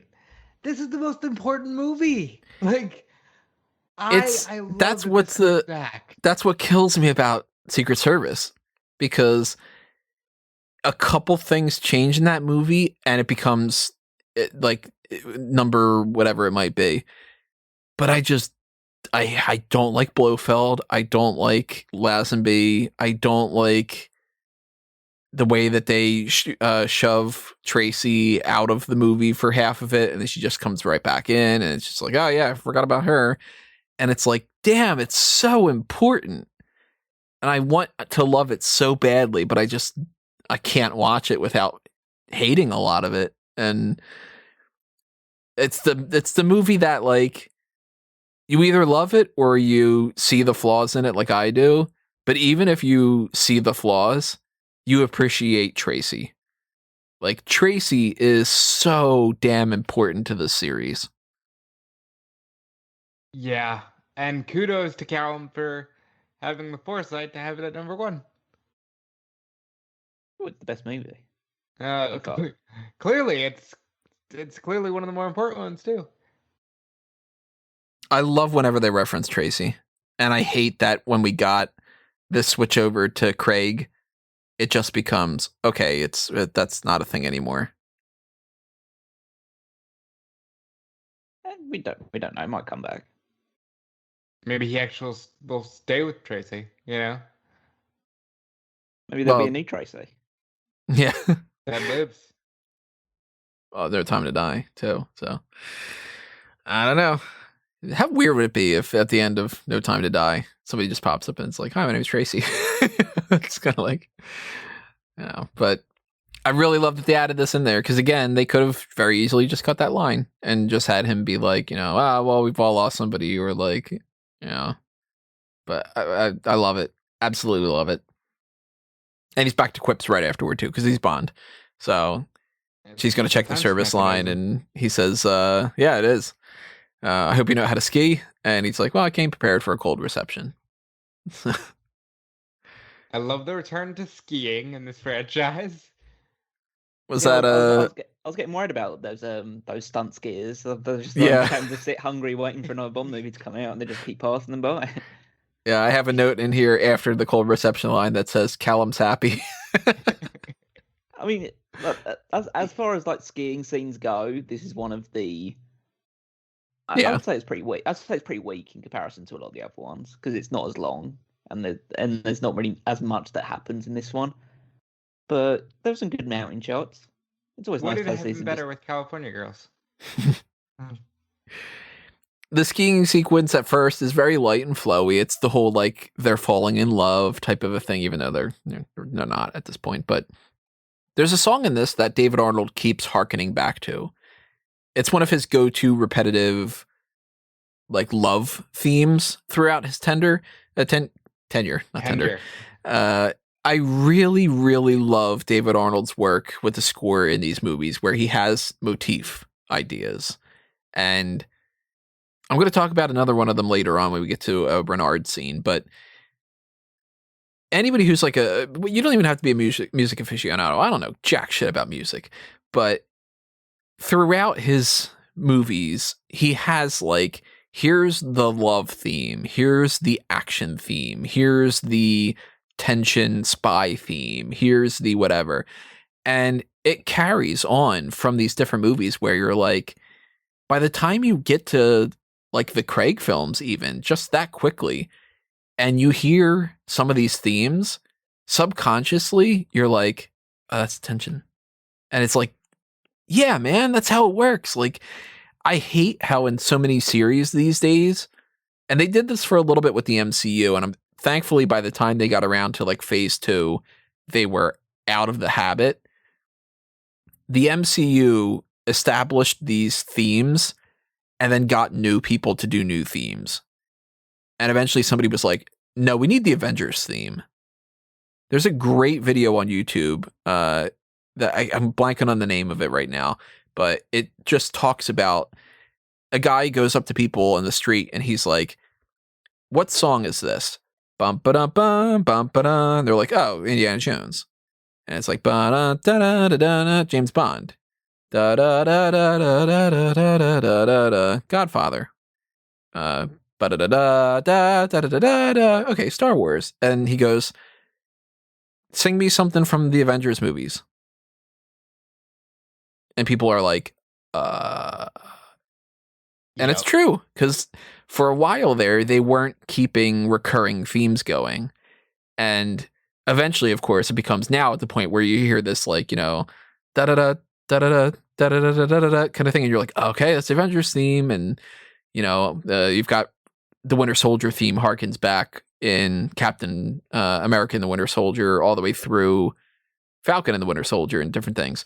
They learned their lesson, and David Arnold is fantastic for keeping that for the series, where it's just like that's the tension theme and whatever. So the love theme in this means even more in future movies. So gushing about that. But this is the first skiing scene we've seen since Vita Will Kill.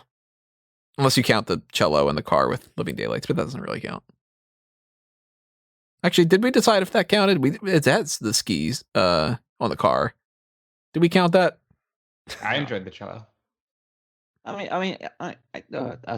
wasn't a huge fan of the cello part of it, but I think that I don't think that counts as skiing. Yeah. Because if the car's on skis, they're not skiing. The car's skiing. Yeah. Well, then technically it is still a skiing sequence. It's a because it's car a car. skiing. It's a car. Just it's like saying, oh, you can't cast that thing at the start of the movie as a boat scene because he drives on the land at one point. Was it would be the second time, in the series that he drives a boat on the land. Moonraker. Actually, no. It would be the third time. To be fair, that was a hovercraft. So it can go on land and water as well. I'm forgetting about the part in Live and Let Die where he breaks the cake apart. So I never forget about that. Goddamn boy. Start getting into JW Pepper here. Damn Democrats. This time around, Bond is being hunted down by snowmobiles with parachutes and machine guns, which seems really impractical, but it's fun. I like it. Yeah. The grenade physics always bother me with this stuff. So they just drop them down, and it's always in front of Bond, even though they're like one on top of the other.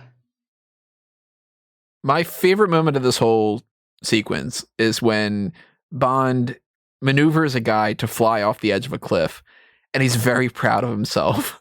And he says, "See you back at the lodge." Now, obviously, nobody's listening to him. Bond is literally, again, doing this to make himself laugh. And the guy has another parachute, and Bond, he's not going to crash. And Bond's face goes from smiling to, shit.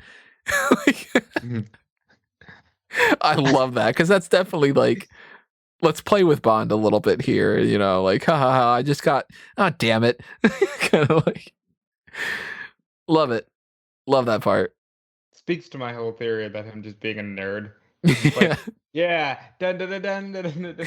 Yeah, he's humming the theme in his head the whole time.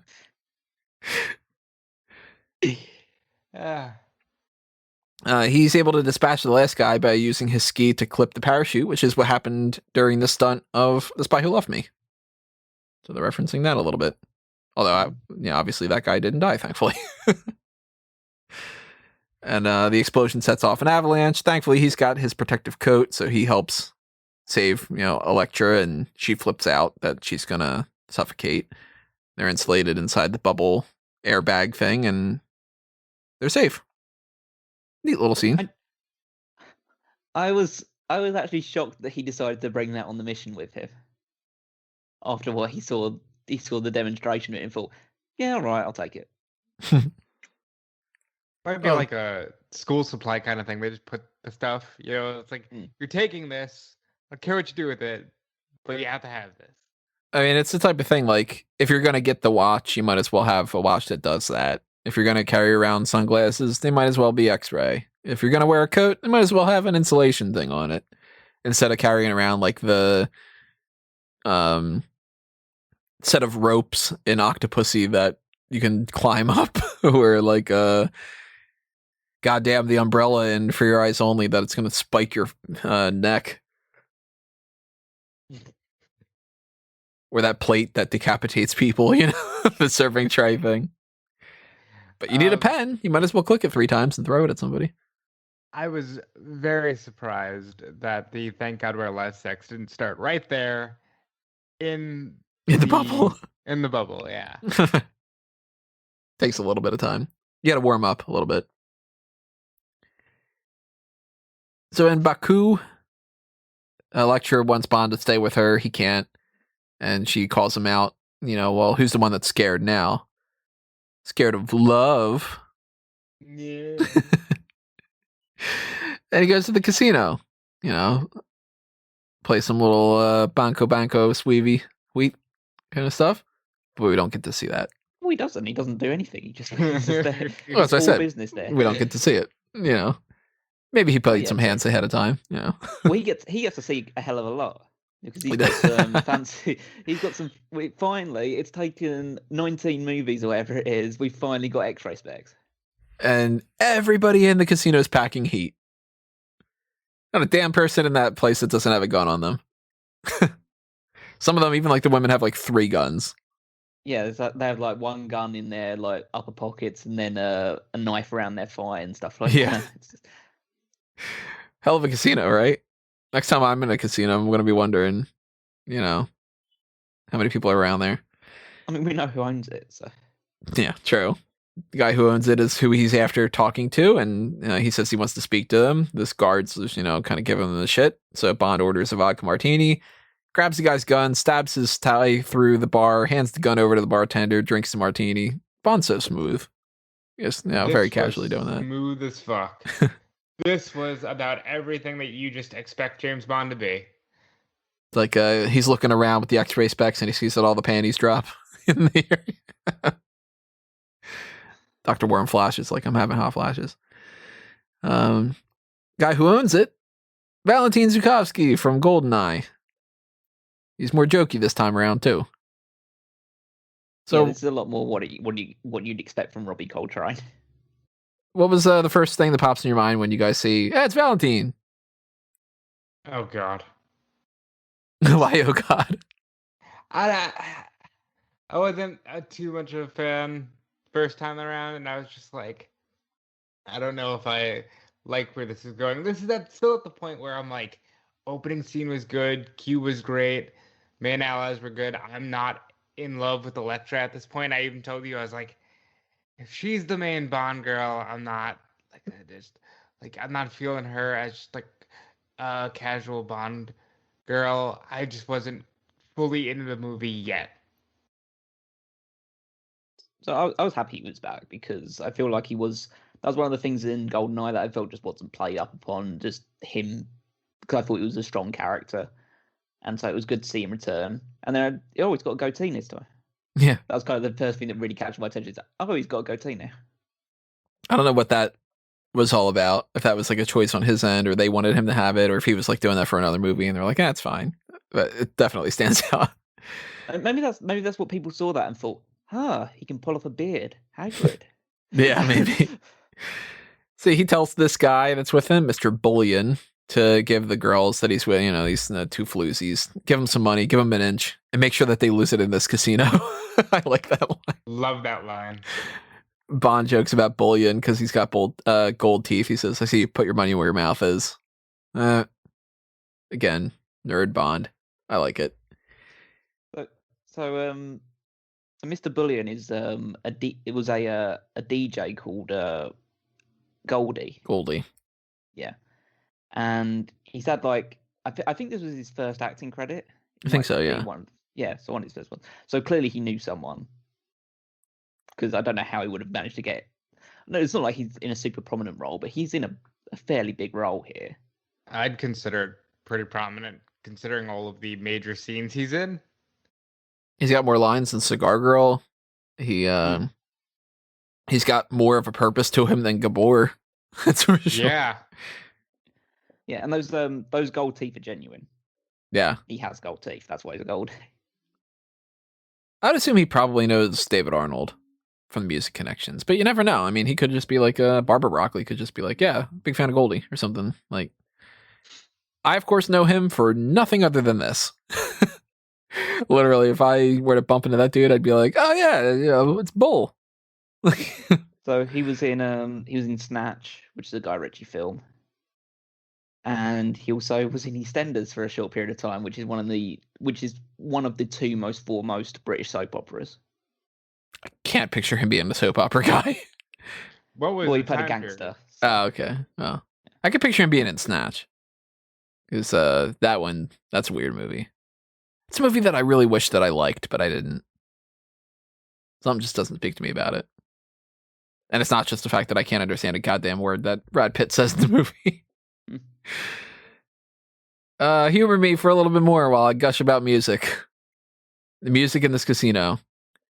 It's a lounge version of the other main theme of the movie, which is Elektra's main theme, Only Myself to Blame.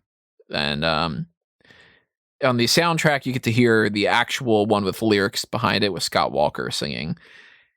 It's a track I'm a big fan of, very fond of it. I love that they utilized it in the score. And the vocal rendition, it has a very like Frank Sinatra, Bobby Darin, Dean Martin kind of feel to it. So if people like that kind of vibe, definitely check it out. And I say that it's Elektra's theme because it definitively is Elektra's theme. Like David Arnold in the commentary says, and we've got Elektra's theme coming in here. Like it's her theme. But I think that the lyrics were also reflect more of Bond in relation to Elektra, rather than this being like Elektra's theme. If you want to look at it in that way, with his relationship with Tracy, and for instance, you can see that their intention, and I don't think that they really fully managed to pull this off in the movie, but Barbara Broccoli specifically explains this movie as, quote, Bond thinks he's found another Tracy in Elektra, but he's actually found another Blofeld. I don't think they're able to get the deep enough connection between the two. But the lyrics reflect this a little bit. Just a little bit with the Tracy kind of thing. The lyrics for it are, I've walked way past midnight. I've driven for days. I've tried to forget in so many ways. I've held other arms, but they don't feel the same, and I've only myself to blame. From city to city, I still see your face. It follows me around all over the place. I shouldn't look back, but I do just the same, and I've only myself to blame. I knew it was love, but when you are young, you think love will come again and again. There's no greater fool in the Fool's Hall of Fame, and I've only myself to blame. I think that's a great way of looking at the Tracy thing, where he's just kind of like, yeah, we were young, we were in love, and I'm with all these women, I'm traveling around, and I constantly think about her, and it's my fault. Because she would not have died if it wasn't for Blofeld. I thought she was a much better connected character than Denise Richards, but I wouldn't say I went as far as to compare her to Tracy. Yeah. Yeah, I can't compare her to that. I think the idea of the love aspect of it is one of the weaker parts of the movie, just because it's too quick. Mm-hmm. Outside of that, I think that she's an absolutely incredible character. So I'll go that far. So there's a big switch later on when it comes to that, where like it hit Rob, it hit me when I was watching it the first time. Yeah, it's a shame. Go ahead. It was already hitting me at this point. Yeah. I mean, like the official switch, like. Oh yeah, once the heel turn happens. Yeah. Obviously, that's the more interesting aspect, and that's when it really comes to the forefront. But still, at this point, you can tell that she's complex as a character goes, because obviously, when the switch does happen, it's totally understandable. Like, it's not like it does enough where it comes out of nowhere that you that you can kind of class it as a swerve, but it's so understandable and it makes such logical sense to get there that you kind of, if you were caught off guard by it, then you feel pretty stupid that you were. Yeah. But that's kind of like as perfect as it really gets. But even at this point, you're getting so much sense about what she is like as a person, even though she's at the moment trying to obviously show more of a positive side towards Bond and stuff like that, and not trying to come across as the person that she actually is. The fact that she is talking about how she, but lives things she doesn't live in fear anymore, and the fact that, like I can't remember the line exactly. I should have written this down because it's one of the biggest lines in the entire thing, and that's the thing that Bond actually does to figure it out. But there's no point in living if you can't feel alive. Yeah, exactly. And so that's still consistent throughout, from the character that she's portraying now to the character that she portrays at the end of the movie. So I like the fact that those things are still like bubbling to the surface. I just think that this is one of those elements to the movie where it's like, man, if you tweak a couple things, I don't know even specifically what to tweak, but if you got a stronger love connection between Bond and Elektra, and it might even be between Pierce Brosnan and Sophie Marceau more than anything, then it can hit you that much harder. Because I never feel like Elektra and Bond is something, even like Paris and Bond, or Kara and Bond, or, you know, we've gotten like Anya and Bond in some ways where it's kind of like, oh, I could see them ending up together. Like, I never get that feeling with Elektra, and I always try to convince myself that it's the case, but I go like, he doesn't see another Tracy and Elektra. No, it's like you didn't pull it off well enough for that. I think there's one moment where they do, but I haven't got to that point yet. 2 scenes, I think, after this one, yeah. Yeah, I presume so, yeah. So I really appreciate the song Only Myself to Blame, even if it's just a matter of looking into Bond's psyche of being like, it's because of me that Tracy's dead, and I can't escape that ghost, kind of a thing. Big fan of that. Back at the casino, Elektra pops up, and Zukovsky brings her to a private room. She bets 1 card high draw for $1 million, and Bond, dutifully so, says, bury the top 3 cards, because he's suspicious that this is a setup, and, you know, Zukovsky's going to cheat. She drops her really important line, there's no point living if you can't feel alive, and she loses. Queen of Hearts is beaten by the Ace of Clubs, which I think is really good symbolism there. I like that they picked those 2 things. The Queen of Hearts, she's the love interest and all that, and she's, you know, the billionaire princess kind of thing, so she's the Queen of Hearts. And the Ace of Clubs, you know, leader of the casino. I like that. It's one of my favorite little kind of tiny touches. Yeah, I liked it. Switching over to another scene here where we get to meet, actually, Renard. Davidoff has the night off, and we see that he goes to this place that is called the Devil's Breath. It's like perpetually on fire, and the locals hold scalding rocks in their hands to show their devotion to God, which when Renard picks it up, he doesn't react to it, because we're reminding the audience, remember, this guy doesn't feel pain. Davidoff does, though.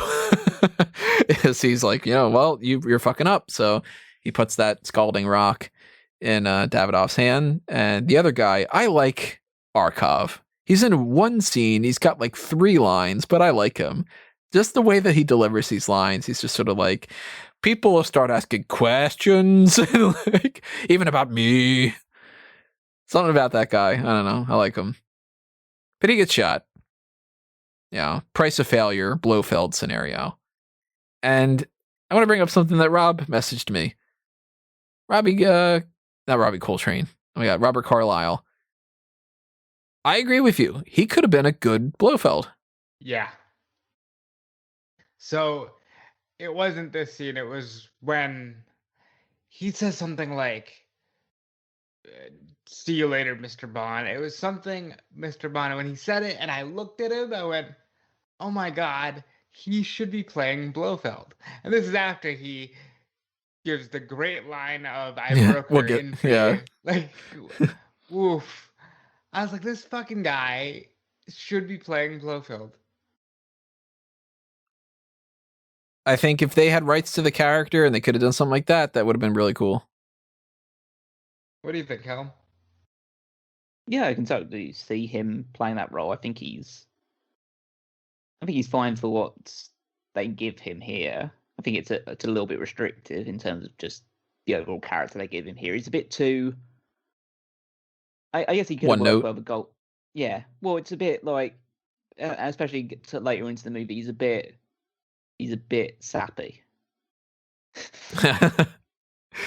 Like he's like, I think he probably could have played off pulled off a Blofeld role pretty well, but in this character he's a bit, I don't know how to describe it. It's like he's this He's super too strong. emotional. He's too emotional. Well, I can kind of understand the emotional side of it just because of his because of his condition, and so it's like, it reminds me of the latest God of War game, where I'm trying to remember the name of the god that's in it, but essentially there's a god that can't feel pain, and that's like seemingly a curse for him, because he can't feel anything. That just is depressing. You'd rather be able to feel things and then know that you're mortal than not be able to feel anything and be able to live forever and be protected from all harm, pretty much.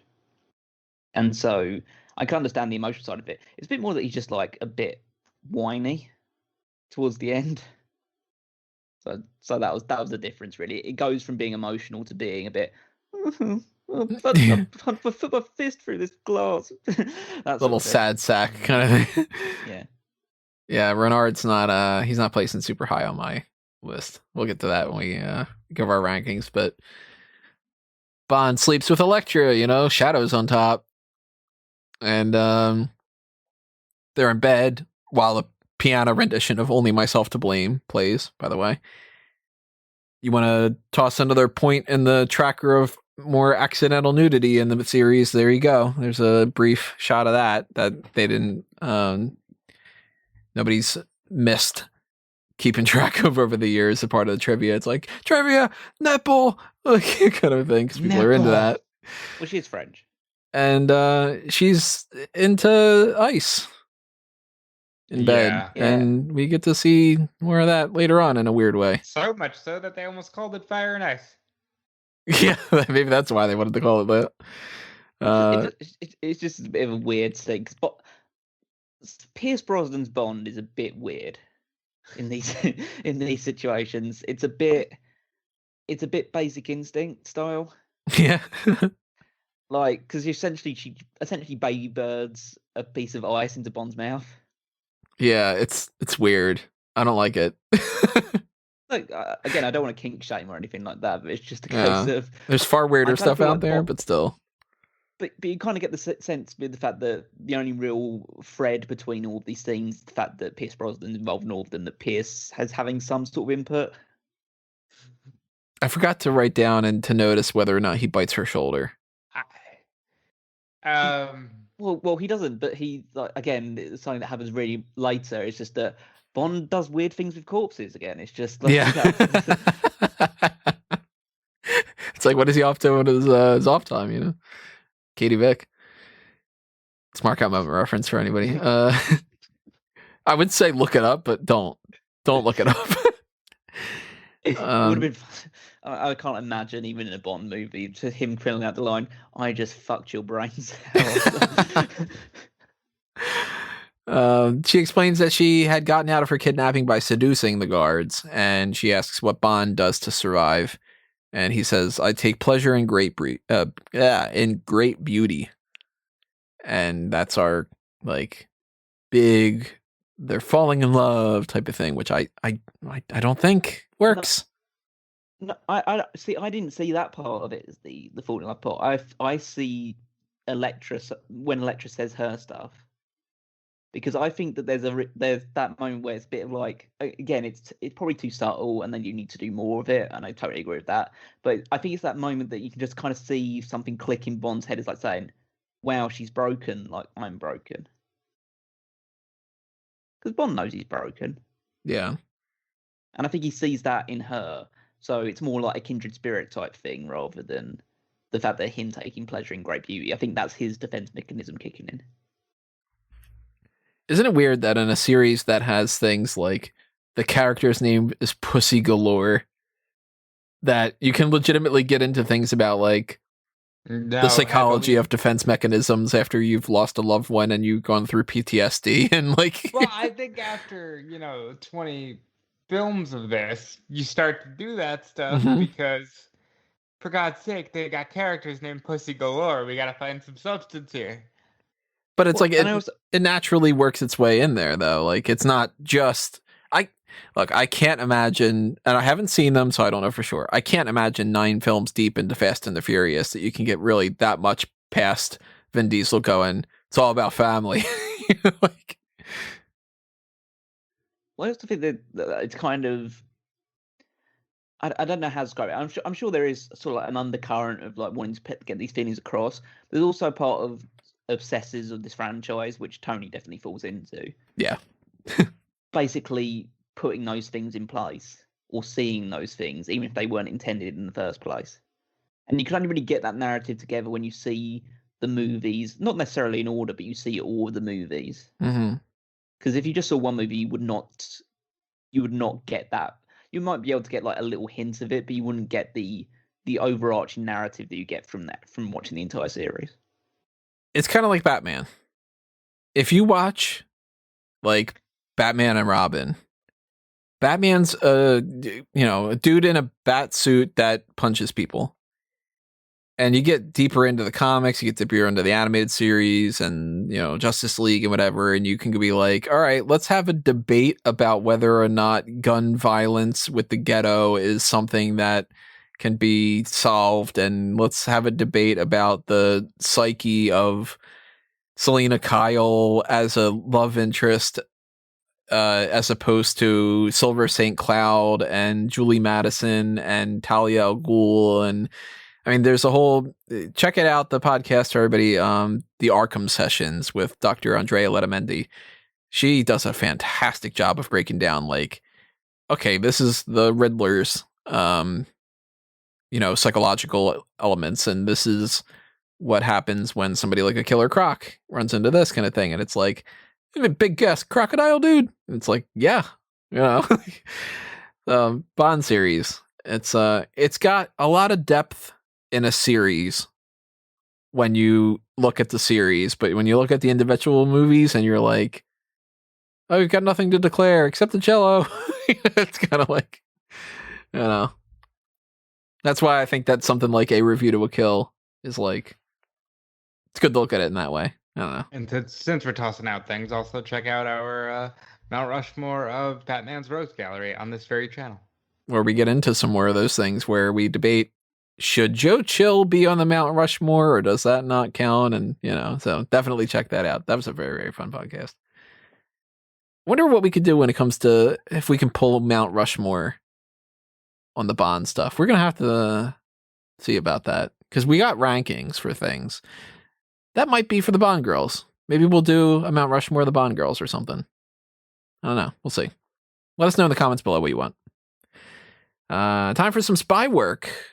Love it when they do the spy work in the more modern movies because we don't get as much of it. Thumbs up on your end, Callum?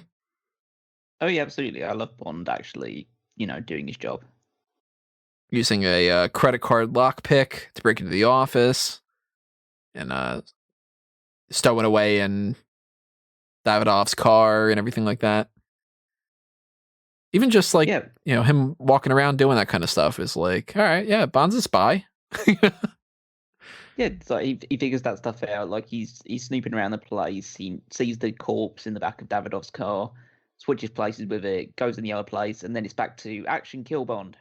I think it's funny that he just flat out shoots Davidoff. He's got a license to kill him, might as well use it. Yeah, why not? The note that I've written down is, does he have enough evidence to murder this guy? Because it's Elektra's head of security. And, like, yeah, he's definitely suspicious. Well, he's got a corpse in the back of his car.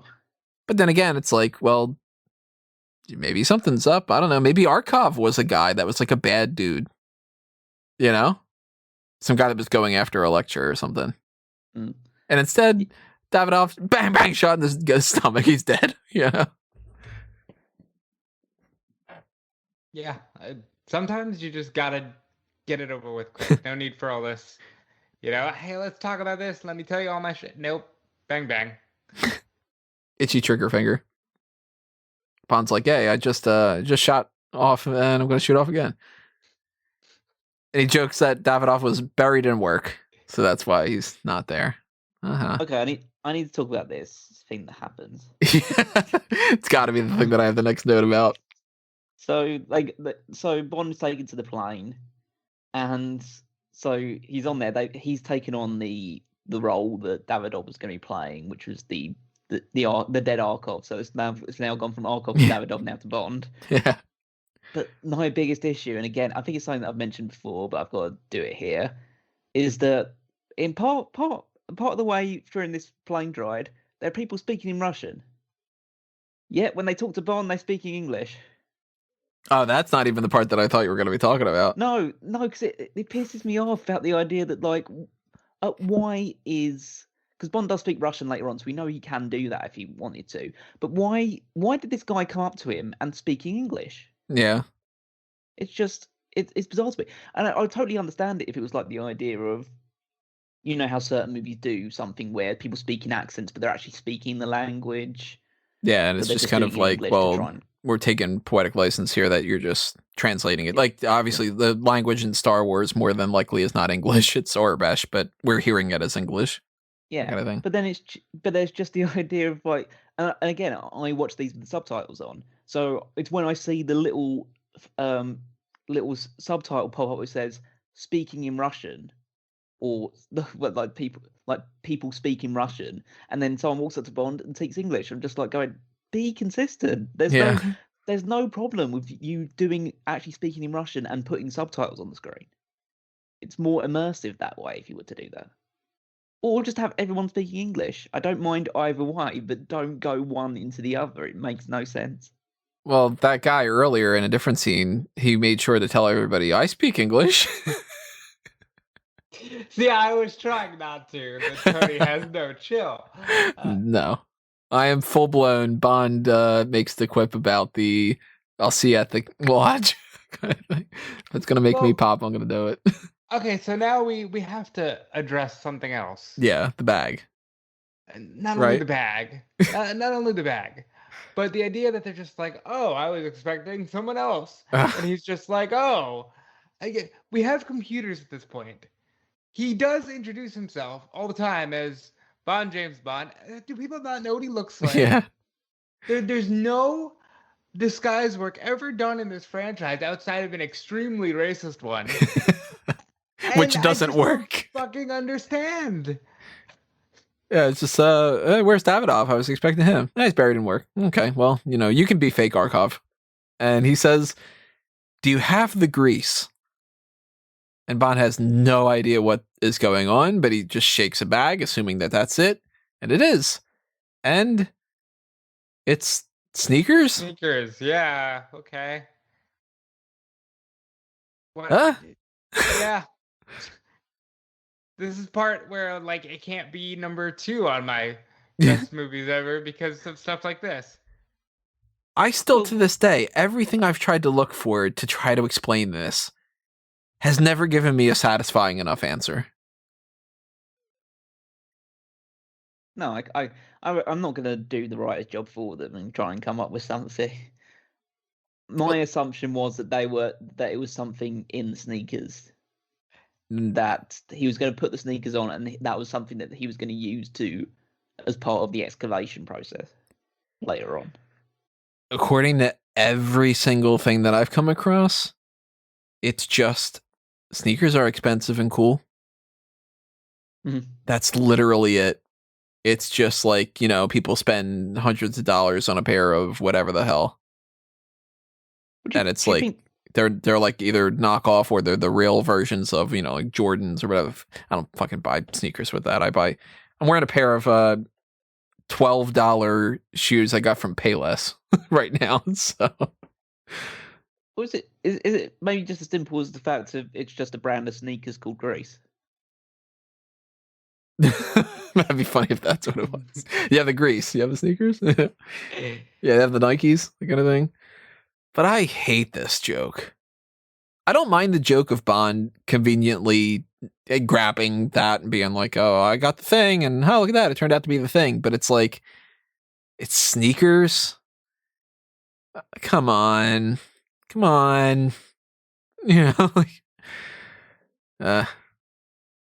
So they all go to Kazakhstan, the greatest country in the world, who invented toffee and trouser pants.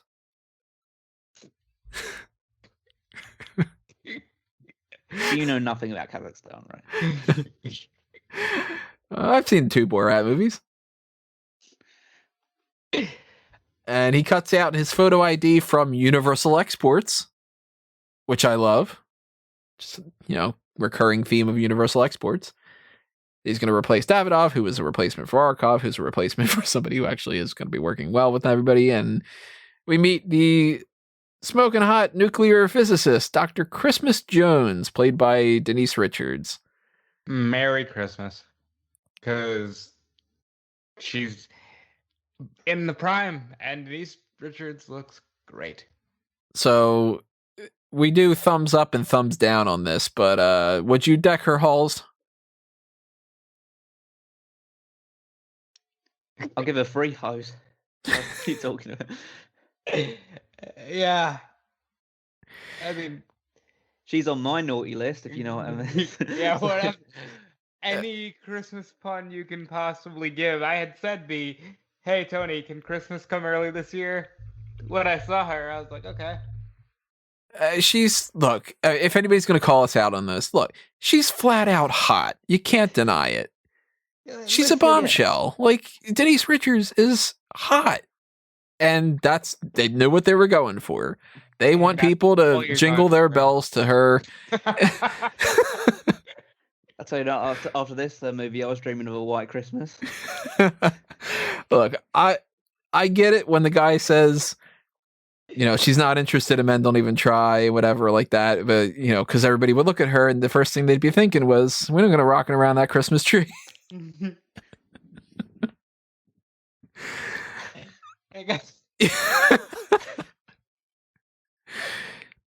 I know that that's what basically she is here for. She's here to be hot. And again, you can't deny that, but you also can't deny that she's got no chemistry and no charisma on screen.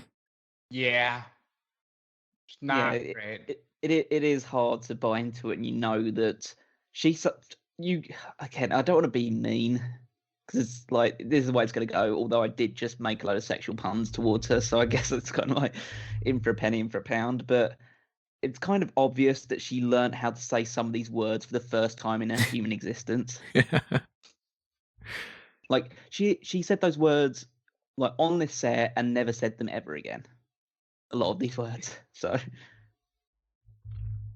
And she is just not great as an actress. And she's great in some other things. Like, Denise Richards herself is not just a pretty face. She has been good in other things. But not everybody can play every role. And this role is not only not for her, it's also just not written well. She is very much Stacey Sutton, where it's like a really good looking actress and a character that sucks, and an actress that can't pull it off past that point. She's awful. She's flat, completely miscast. She's good looking, though. That's all they cared about. And my chestnuts are roasting on an open fire when I'm looking at her. So, see a doctor about that. Christmas Jones, obviously, because they want to make the condition worse. It's the sad part. I don't have any of these written down as any notes. No, I haven't done it either. We do have to applaud James Bond for coming far enough that he can see a lady doctor and not go, a woman. Yeah. And That's- he's got a great bit here where the guy had said, like, look, she's not interested in men. She was doing these in like 4 different test sites, not even a glimmer. And she's like, are you just looking for a glimmer? And Dr. Jones, don't make any jokes. I've heard them all. And his response of, I don't know any doctor jokes. Charming as fuck. Like, even that kind of scenario makes her at one point just kind of be like caught off guard. Like, he's got the balls to say something like that. Like, it's just that's a disarming line, I will say that even though I agree with you in her, she's completely miscast in this role. I think if you get another actress, this role can work really well. Yeah. Because there are things that it's weird. There's things that the character does in this movie that is good, makes a lot of sense, and is being completely anchored down by the person playing the character. Yeah. If you replace her with another actress, you get a weaker Natalia. Yeah, I'd say that's probably a good comparison. Because she's still not doing too much, especially when we get to the end here. She serves no purpose at all. I mean, she does some things, like is able to almost defuse a bomb at 70 miles an hour. Yeah, the pipeline scene is her scene, kind of, and the submarine is like, well you know, that's for a different reason. well, here's here's something that she manages to do. So when we get to the thing of like, so he goes down into the. Oh well, before we get into that yet, I got a couple notes. He asks if he is going to need any protection. So he's completely forgotten that he could just wash it all off, like in Dr. No. And she's acting real bitchy to him and calls him out. She says, your English is very good for a Russian. And he slams her back in perfect Russian. I studied at Oxford. And he gets a glimmer. Well, so here part of the things that caught my attention with this is the fact that so she's angry at him as Arkhov because of the condition of the site that she's working in, and that's basically in her mind that's due to his involvement, and so that's why she dislikes Arkhov, and obviously Bond is playing Arkhov, so yeah, she doesn't like him. But then also she's very suspicious of him, which is why she starts speaking in Russian. Mm-hmm. And we find out why she's suspicious in about like 5 minutes from now. Yeah. So she's like, the character's not written like an idiot. No, she's intelligent. And a lot of people kind of contribute the character as being like, Mary Goodnight. Yeah, I mean, I used the word contribute. I meant attribute. They treat her as if she's this like bimbo just because she's hot. And no, she's not. Her character is fundamentally, wow, this woman is really smart. And she's a nuclear physicist. And she happens to be a fucking bombshell that everybody wants to hit on. And she's not just her looks, but it's extremely surface level. And they just don't develop her. So she ends up being a character that is, look at Denise Richards. And then when she's delivering some of those lines and it's not believable, her character becomes, oh God, Denise Richards can never be a nuclear physicist. So then it makes it seem like Christmas shouldn't be a nuclear physicist. And if you recast that character, she's still not a memorable, great Bond girl, but she's functionally a fine character. Kind of like, I don't know, I'm going to look at our list right now about like some of the other characters that were better up, but not really super duper, the best in the world, but like, I don't know, like, I guess kind of more along the lines of somebody, even like a Sylvia. Sylvia isn't the type of character that people are going to be like, oh my God, that character is so deep, but she serves her purpose. And Tilly Masterson serves her purpose, and that's a shame. I think that you recast and it ends up being much, much better. We'll talk a little bit more about her later on, though. In the bunker, we get another David Arnold motif that I like to refer to as the danger theme I mentioned earlier. It's where the main recurring element of it in one fashion or another in these films is like ding, ding, ding, ding. And there's variations. It'll be like a ding, ding, ding, ding, ding, ding, ding, ding, or something like that. But it's very much ding, ding, ding, ding, going downward. Wish I could get around the copyright things and play this and do that kind of a thing. Damn it, YouTube. Ruining it. Making me sing. And Bond gets to Renard and he tells him, you're expecting Davidoff. He caught a bullet instead of a plane. Like that. There's a little exchange. You can't kill me. I'm already dead. Not dead enough for me. Here's one of the issues I have with Renard. I mentioned earlier, I think that he's very one note. Every fucking scene Renard is in, they beat you over the head with that. Every line that he has for the most part is like, well, remember, I can't feel pain because I'm already dying. It's like, all right, I get it. Come on. Did that bug you guys as much as it always bugged me? Not me personally, because people are actually like that. They'll have these hang-ups and it'll be like every other thing out of their mouth because they just personally can't get over it. As a doctor, I think such and such, like that kind of shit. Yeah. Yeah, I think that it is overplayed. I mean, it's not like every scene in The Spy Who Loved Me, Jaws was always using his teeth or something. Yeah. He's like, But, as a guy with teeth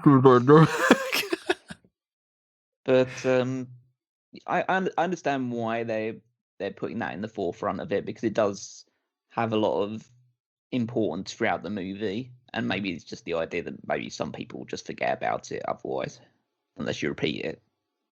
It's the WWE mentality of everybody's going to forget. So on an episode of Monday Night Raw, we have to remind them what happened earlier 5 times. Okay, yes, but do we always have to treat fandoms like they are the lowest common denominator? Yes. Well, hard to argue with that. But again, you people listening, there are some people that are fond of the James Bond series, and when you ask them, like, what do you like? They're like, kapow, boom, boom. He flies plane, like, kind of thing. And it's like, okay. English. Renard explains that he spared his life at the banker's office so he could deliver the money to King, and he threatens that if he gets killed by Bond, then Elektra's going to die because he's going to make a phone call in 20 minutes to stop that. And if he can't, then, she dies, whatever. And he says that she's beautiful, isn't she? Bond should have had her before when she was innocent. And he says the line that Robin mentioned earlier, how does it feel to know that I broke her in for you? At that point, I was like, all right, this fucking guy. Wow. He just said, I broke her in for you. And at that point, Bond was pretty much ready to shoot him in cold blood. Yeah, Bond's like, all right, lock the gun. I'll teach you to get to a woman before me. Yeah. He says he normally doesn't like killing unarmed men in cold blood. It's a filthy business, but this time I'll make an exception, kind of a thing. I do like Renard's line here, though. As much as I don't like the whole every line practically is about that. He says that he's tired of being executed. It's like, not again. I'm gonna get shot in the head. But he also tosses out the line, there's no point in living if you can't feel alive. So that makes Bond take pause. Just enough time for everybody to come in and realize that Bond's not Arkhov. He's an imposter. And as Cal mentioned earlier, it's because Christmas is Arkov's 60. Mm. Well, Bond's getting close at that point. Yeah, true. He's probably late 40s. 46? I looked it up because I was like, well, what's the age gap between Brosnan and Richards here? It's 19 years, I think it was. A good 20 years or so. That's always the thing that's weird to me too. Yeah. But So they make the mistake of siding with Renard instead of Bond, and Renard grabs Bond's injured shoulder and quips that he couldn't shoulder the responsibility, so he's got jokes too. Lots of quips in this movie, and I'm not complaining. They were all pretty damn good. And Renard's men kill everybody except for Christmas and Bond because they're, name characters and plot armor gets in the way. Then he uses his watch that has their grapple. How the hell does that little grapple hold him? What did I say to you? I made some kind of some Batman thing, I think, right? I'm not fond of Bat Grapple Bond because I was like, what? Why is he doing this, and why has he never done this before? And why is it just coming out of nowhere? It's got the hook on it is maybe the size of a paper clip. And it doesn't even embed itself into the wall. It just barely sticks. Like if somebody threw like a piece of duct tape at the wall and it just happened to stick. I don't buy that thing at all in a series that has a lot of suspension of disbelief. Yeah, I was going to say, boat driving around a street. It's and, the astronaut, it's Dr. Holly Goodhead. There's boom, boom, pow, pow, whatever. Christmas is hot wiring stuff to show that she's smart, but I'm sure nobody pays attention to those cuts. I really like the shot, though, where Bond shoots directly at Renard's head between his eyes, and it's bulletproof glass. I like that little imagery. Mm. They accomplished that shot by having him shoot a marble. Oh, they did it. They did it properly. Yeah. Oh, that's brave. Yeah. Just like shoot a marble, it'll be fine. Have you ever seen a movie called The Crow? Yep. Okay, I shouldn't laugh at that, but come on, Right. that's really on them. I don't think I'd like to be on the other side of that glass when they're like, "That's a marble." The marble's not going to go that bad, but okay. Yeah, would hate to be them, but good scene. I paid attention to those cuts, Tony, because I want to know that Christmas Jones is smart. And Renard sets off a bomb. Bond jumps onto these chains and somehow swings himself out of the way of flames. I don't know how that really works, but it's chains attached to it was like on a pulley thing at the top. Conveyor So kind of thing. It was like a moving platform that was attached to both those chains. So it's not like he was swinging from one to the other. He was just on chains that were attached to a moving object at the top. Doesn't it use like a mechanical thing to move it though? A boat driving around on the street. Gonna keep coming back to it. He should have used the grapple to hook the other end and then repel himself or something, I think. I don't know, but he does a little stop, drop, and roll. Fire safety, kids. And I like the moment where he and Christmas are on the lift, and she says, "Well, you're a British spy. Do you have a name?" And he says, "The name's Bond."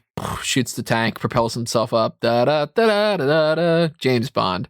It's just very like, that's a trailer moment, And that's exactly how he saw it in his head, Tony. Yep. So that was about the fifth or sixth time he said Bond, James Bond in this entire movie. He said it a lot. I like it though. I think you cap out at 2 or 3. At that point, just no more. What if he would have said that in all the other movies where he would have been like, "It's Bondov, James Bondov," or no, well, it wasn't James. What was it? Jersey or something, I think. Yeah, Jersey Bondov. But yeah, that's I'm imagining him doing that. Yeah, where there's like a different take of the audio, and it's so do you have a name? The name's Bond. Da da da da da da. James Bond, and she's like, "What?" You didn't hear the music? I always hear the music. Yeah. They narrowly escape certain death. Renard's made off with a nuke, and Christmas thinks that they could track it, but Bond shows that they took out the locator card, and he has it, so they can't get the signal. And that's going to come into play very importantly later on, which I like that it serves a purpose. Yeah, there's a lot of threads in this movie. They get paid off a lot more than previous movies in the past. Not as much as all the callbacks with GoldenEye, but more so than Tomorrow Never Dies, at the very least. Then again, GoldenEye's just kind of like callback, callback, callback. Like everything's kind of like that. God, GoldenEye's so good. Go to the pipeline side of things. Elektra calls M, says that James has disappeared, so has her head of security's dead, and she wants M to come personally. And since she's feeling guilty, she tells Tanner, like, get me out there then. Bond. And it's at that moment that I texted you, Tony, is she a heel? Because she's asking for M, and I said, nobody does that. She's a Better? heel. Tony, have you got used to that because of the heel and face turn list? It's just like now Rob's still trying to comment out on there. It's like, you didn't put Elektra down as a heel yet. She's not on the villains list. You only have Renard down. Like, Bond takes out Gabor, calls Elektra out on her bullshit. Says, Renard knew her motto, where to hurt his shoulder, or the way that he delivers it. Knew exactly where to hurt me. I always hated that delivery. And he says, drop the act, and explains to her that she's got Stockholm Syndrome. I fucking love that angle. I love that that's the conclusion he comes to. I love even more that that's not right. Yeah. I love that that's not right. I love that it could have very easily been right. And it could have very easily been a case of, and Bond is going to try to save her. Mm-hmm. And at this point, I'm going, but is she? But isn't she? And this is where I go, okay, this is a good movie because now I don't know where we're going here.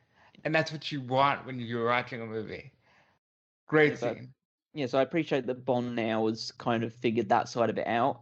I love how Elektra turns the tables on him, like she slaps him across the face and she makes him feel really guilty about that accusation.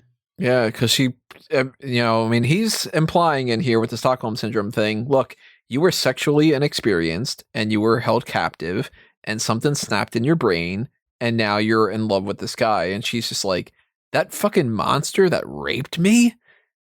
You pig? And he's just kind of like, oh yeah, that's kind of like, this guy might have killed her dad and he kidnapped her and tortured her. And yeah, you know what? Maybe I'm kind of rushing to things a little bit, but I'm a little bit suspicious of you too. Like, well, yeah, that's the thing. Is just I thought that it was coming across as guilty, but then when Emma arrives in the next scene and they're in the base and they're dealing whatever they have to deal with the pipeline, he immediately just goes to her and says, "Yeah, I still think that she's the one that did it." Yep. So clearly, so is he putting on the act of feeling guilty, or is he in a weird mind space right now where he thinks that she has Stockholm Syndrome, so it's really kind of not her to blame, but she is to blame. That weird like double standard almost. And I've only myself to blame. One thing I love about this is totally me becoming one of those obsessive fans who's overanalyzing things. Maybe he's just that pissed off that the guy rubbed it in about getting her first, that he's like, yeah, and you were sexually inexperienced, and I know where this is going. You're in on it with him. Or maybe I'm wrong. Well, again, I don't think I've ever really... I mean, I've gotten a lot of impressions of Bond throughout the entire series of movie. I don't think he's someone that seems to revel with the idea of taking people's virginity, but then again, he fucks Solitaire. Yeah, I was going to say...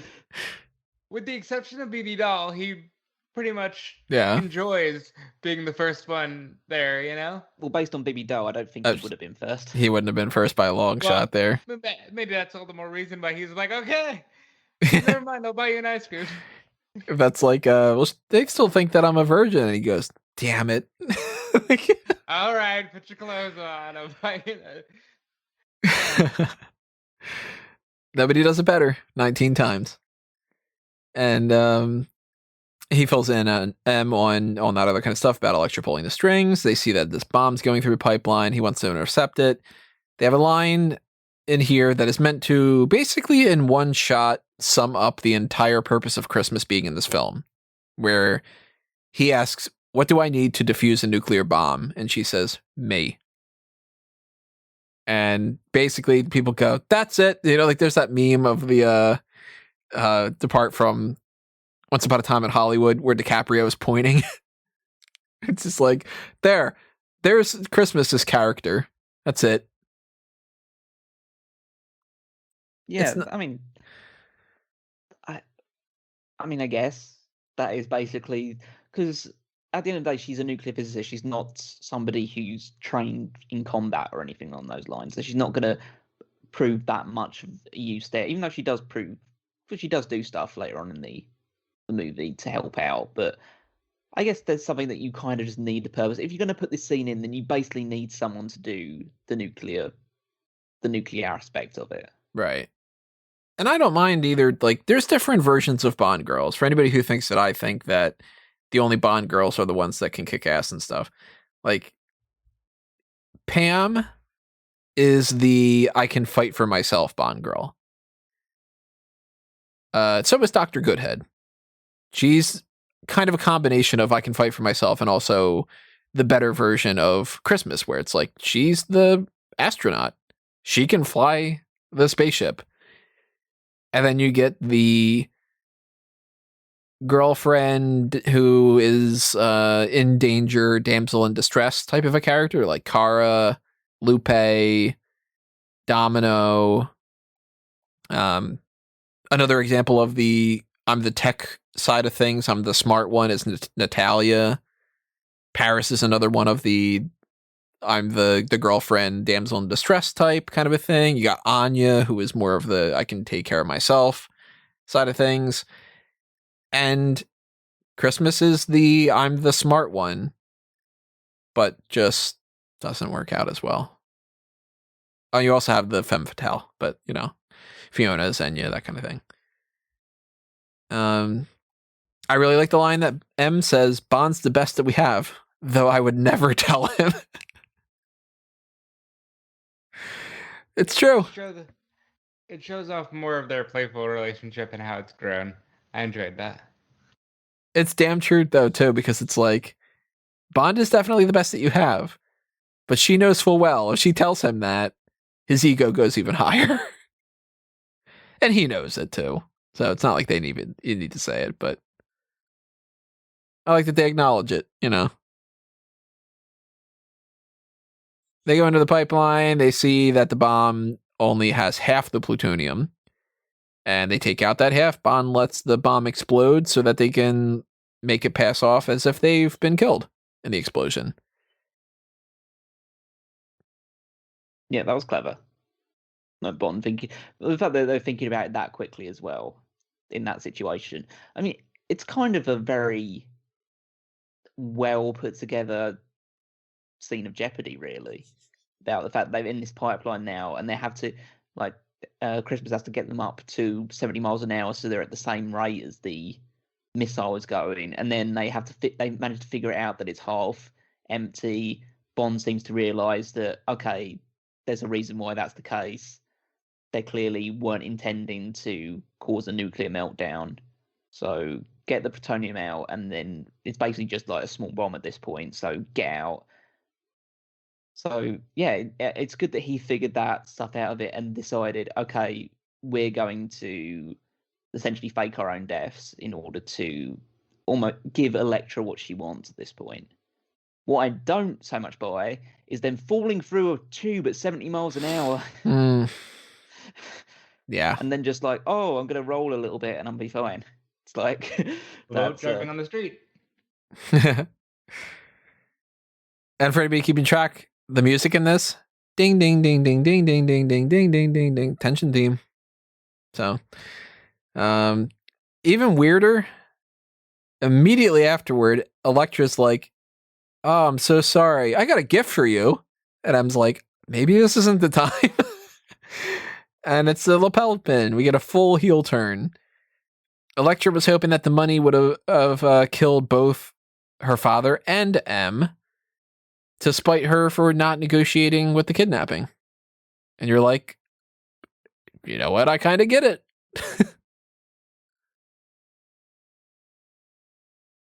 Yep.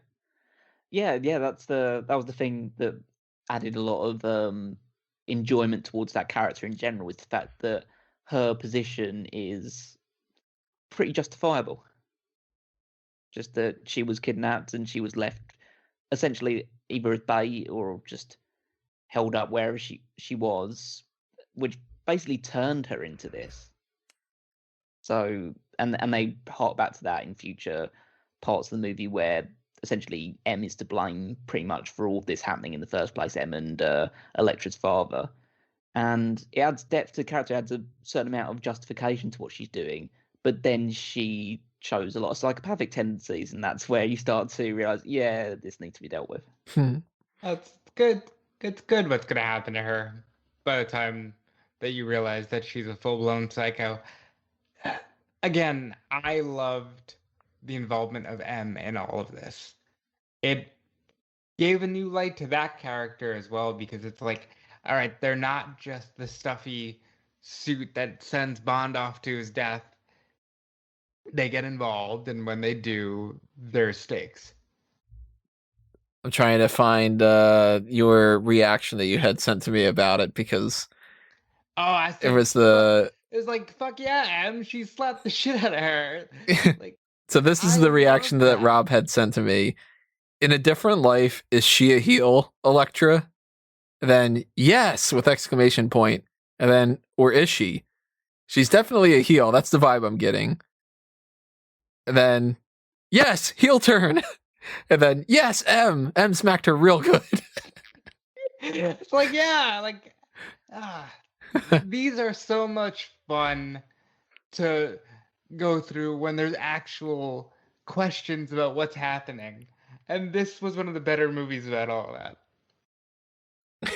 It's a great, like you said, it gives you for a ride. Elektra is one of those characters that really, it's fun when it comes to that.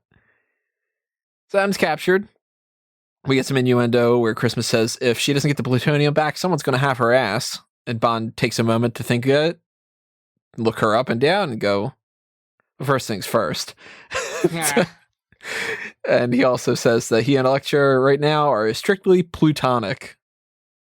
That one's a little like, all right, it's not bad, but that like, kind of went over my head, because I thought he had simply, I didn't realize he said plutonic. plutonic instead of platonic, yeah. Yeah. So it's that kind of one's a like on the nose. It's a bit like tryhardy, because like that's not the word. It's like Right. It's better when it's just like a play on words based on just the actual thing. He's having to force the change of syllable in that one. He's like, if I didn't know any better, I would say that we're strictly platonic. Where M is locked up. Elektra says that her father stole the oil business from her mother, and she's taking it back. That's how she's looking at it. Her mother found it.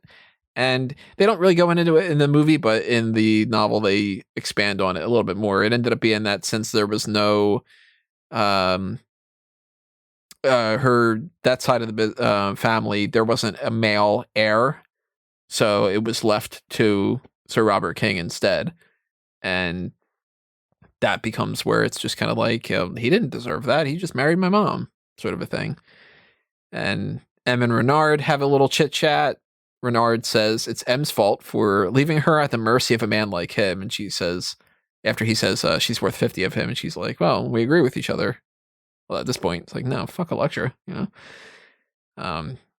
M is going to die with everybody else in the city, and since he's been watching time tick away due to the bullet in his head, he sets up a clock that she can watch, knowing that by noon the next day, the bomb's going to go off and she's going to die. I like it. Yeah. It's a nice little, again, it's the Bond villain trope of, because when we figure this stuff out, it's like, okay, he's given her the perfect thing that she needs to help her out in this situation, but it's understandable based on the logic that he gives for it. It's that hubris thing. I'm going to take some kind of joy and relishing in this kind of thing, and there goes my downfall. Yeah. Mm-hmm. There's also this weird scene in the bedroom where Renard talks about how Elektra's body is so smooth and warm, and she's just like, how would you know? And he goes into mopey mode. Was Bond a good lover? Did you like fucking him? And she says, what do you He could think? I feel wouldn't it. feel anything. And then he smashes the glass with his hand, and obviously he doesn't feel anything because he doesn't feel anything at all. And so she then starts pulling the glass out, and then she starts touching herself with ice. She takes the ice cubes, runs it all over her body, down to her crotch off screen, asking him to remember pleasure. So it's, I mean, he got, Okay, so it's this, and there's another scene, the scene later on, where you get into the mindset of Elektra is just that. Okay, well, first of all, she's crazy. To a Yeah, degree. definitely But then crazy. also, it's just due to the fact that, okay, so part of her is happy that she killed Bond, and part of her is like, yeah, but I really want to be fucked again. Yeah. That sort of that really weird dynamic of like she still, I can't say she loves Bond, she still lusts after Bond. They But took some of Xenia's qualities here, where she's really like she uses her sexuality, like she said, but maybe it's a little more than she let on, because there's this scene and then a scene later. I kind of like what it added to the character. I'm not gonna lie, like it made her seem like, okay, you're crazy, and you're also kind of hot. Okay, like You know what you get if you you mix Xenia and Elektra? When what? she puts those ice cubes between her crotch? Crushed ice. Oh, God.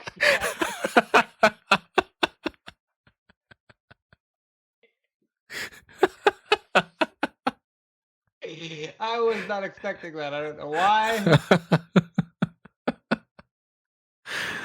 I was expecting Tony to be like, oh, you get a really good character, and if you mix these two characters here, you might have something really great. No, just crushed ice, because okay. Yeah, if you want to be an apologist about the series and the movie, you can you can make your own assumptions and you can attribute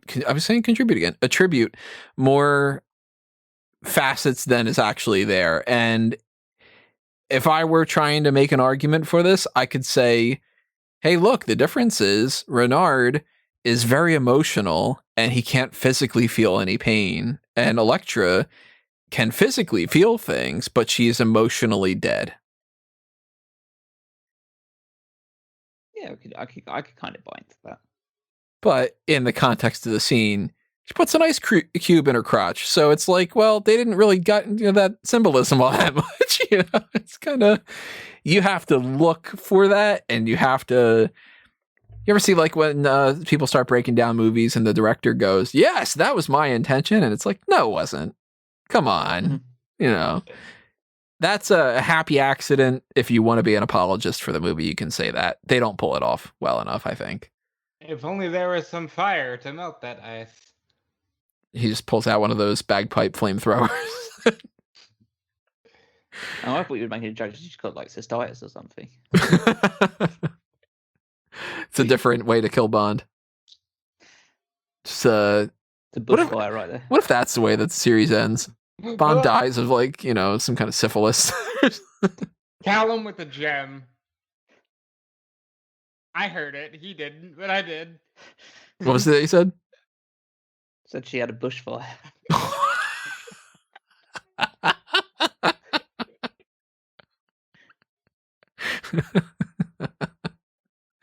Oh, I mean, what else are you going to use? The helicopters with the bus?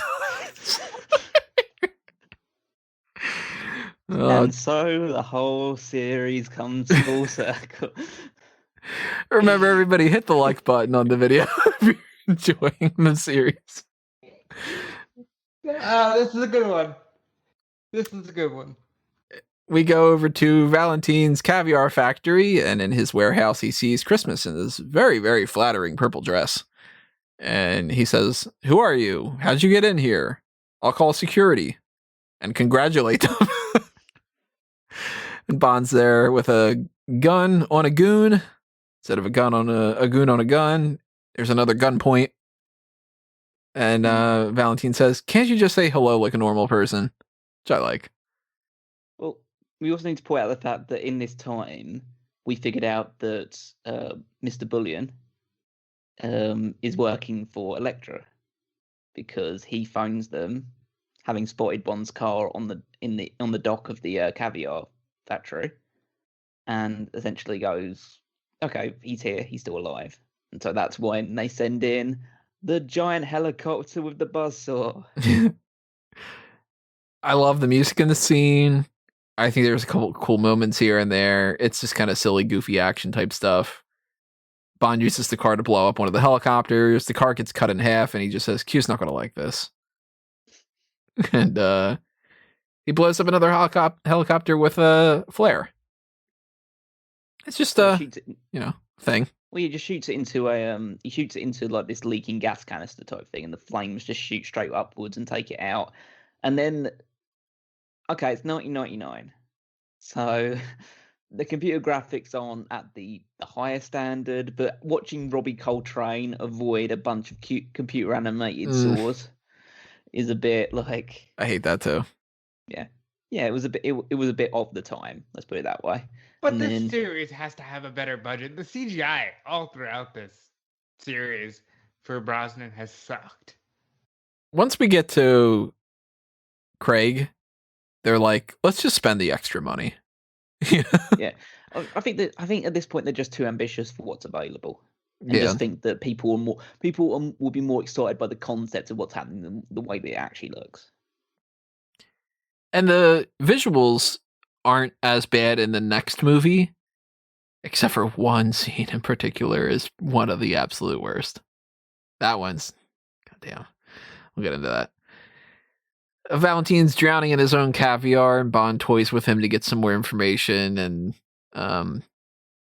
he's like, it's a shame we don't have any champagne. And I like that Rob was offended about the line that Christmas has. I was. You're like, did this bitch just say sour cream? Yeah, because I was like, what? The sour cream? Because caviar, now granted, I've never had caviar. You might be surprised to know that we don't have that kind of money. But donate to the Patreon if you want us to try some caviar and sour cream. I was like, sour cream? What?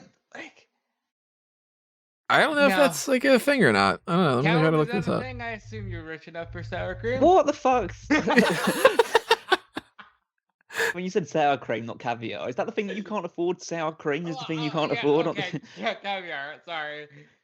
But yeah, it's just I was worried there for a second. If I'm not paying you right or something like that, just forced labor. No, I can at least afford the sour cream. Yeah, but if you can't get a container of one of those things from Walmart for $1, that's a different story. No, I've never had caviar and stuff like that. I don't know if that's something. I thought that was some just joke on the fact that she's American, so she thinks that's what's fancy eating. Maybe it is. I don't know. It might be. Like, what a weird thing to say. Wish we had some sour cream. It's like, really? Is that the best quip you've got? You couldn't come up with anything. Also, it was really weird that they were drowning him in caviar. I did not like this scene. A worse version of the scene is Bond's like, it's a shame we don't have any champagne, and she goes, yeah. And that's it. Like, yup. I'm looking up caviar and sour cream, and I'm seeing that there's quite a bit of recipes that deal with this. There's this blini with herbed sour cream and caviar. Right, so it's a Russian thing? At least it's a thing. I didn't know. I was just like, potato blini with sour cream and caviar. So I don't know. Maybe there's new potatoes with sour cream and caviar. Why are they new? Seems like it's more the potatoes that are going with sour cream. Smoked salmon pancakes with sour cream and caviar. You don't know what new potatoes are? Yeah, why is it new potatoes? What are you gonna get? Old potatoes? It's the fact that they're young potatoes. So they're not like super ripe or whatever. Yeah, so they haven't been like grown all the way through and stuff like that. I don't like sour cream, and I would assume that I don't like caviar. Now, I don't know if I've ever had a new potato, but potatoes are good, so at least I would eat that part. I'll be honest, I'm looking at the stuff now. It actually looks pretty good, so I may have to rescind what I said about Christmas Jones there, because it looks pretty good.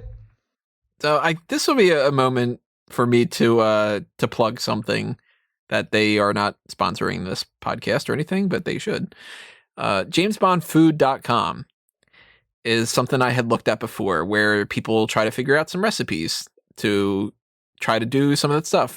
He had the writer for this, I think it's he, yeah,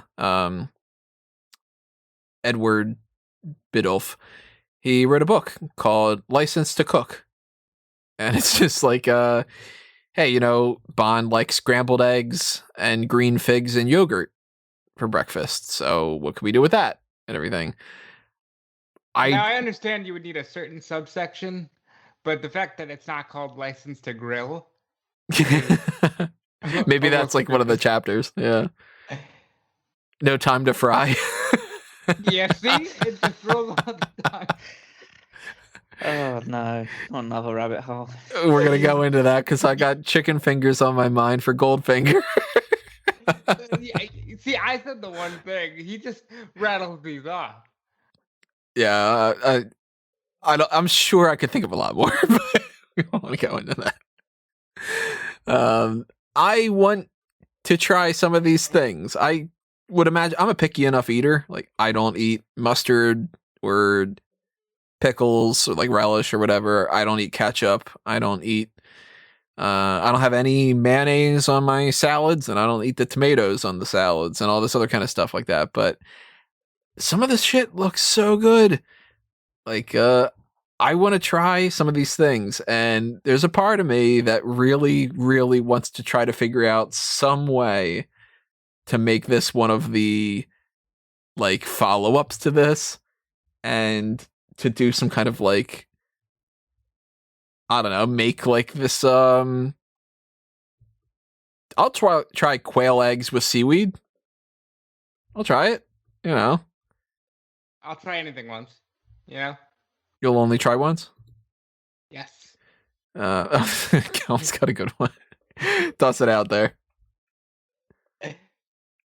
What, for your fries only? Yeah. Yeah. And that's followed by tomorrow's never fries. Just surrender. Just eat them. The funniest thing about this website, though, and this is something, again, I don't know we'll ever talk about this, so that's why I'm going down this rabbit hole a little bit. Ooh, crayfish tails with cream and dill sauce. That looks really good. There's a thing of this, and this is just weird. Ian Fleming's garlic bread. That's not close to GoldenEye. Guess what Ian Fleming's recipe for what he thinks is a little sophistication and the best garlic bread and all this is? Bread plus garlic. And butter. Yup.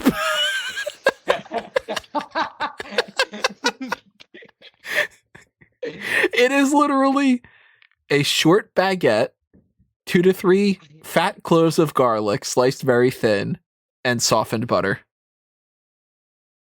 What's the point? I mean, how else are you going to make garlic bread, Tone?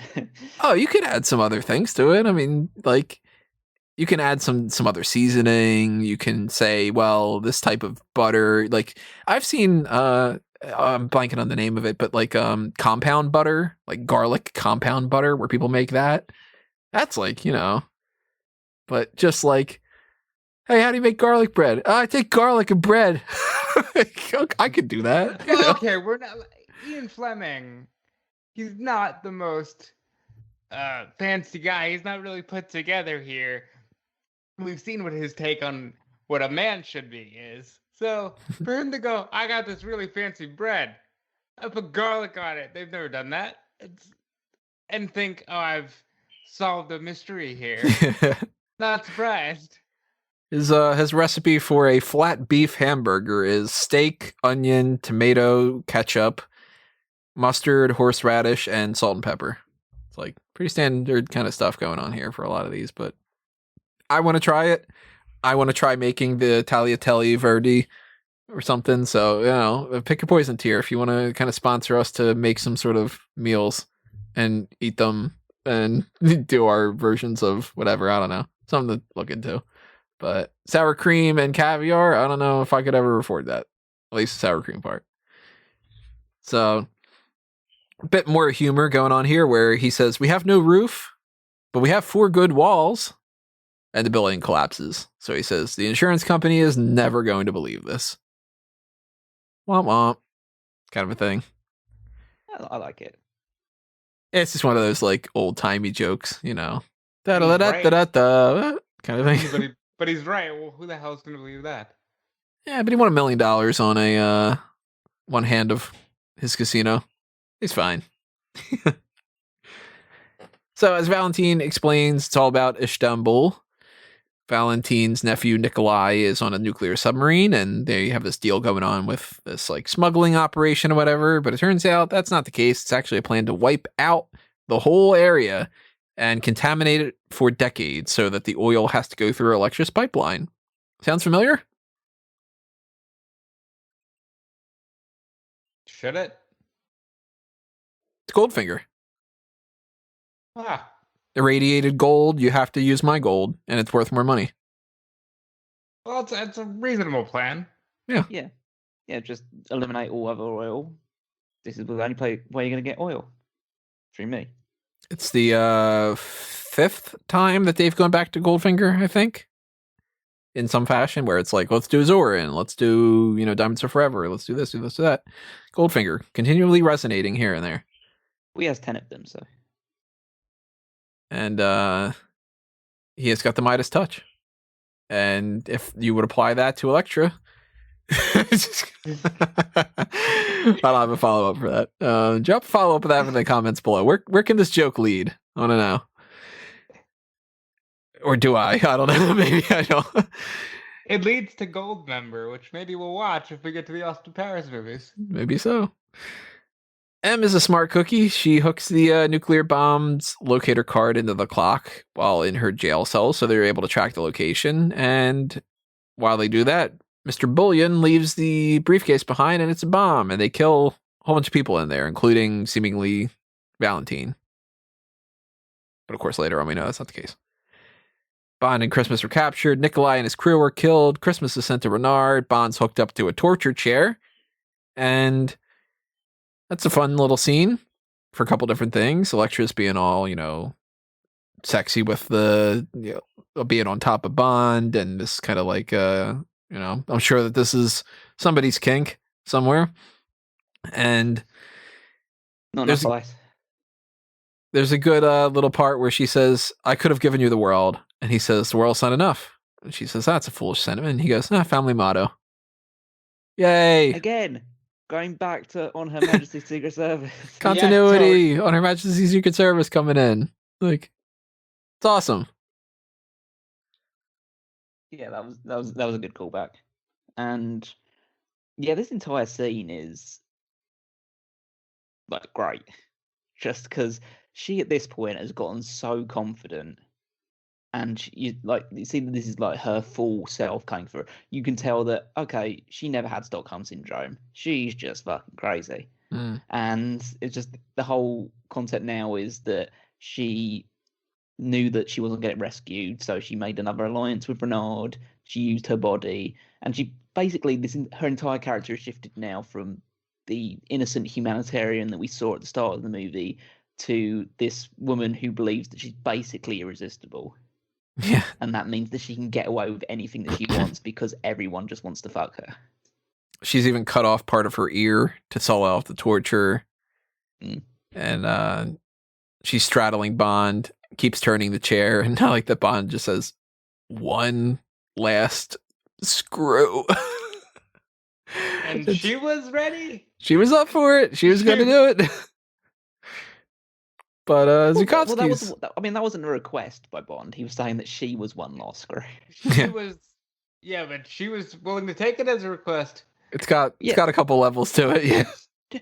Do you think, again, maybe I shouldn't even bring this up because it's like, do you think she was going to kill him during or after or before?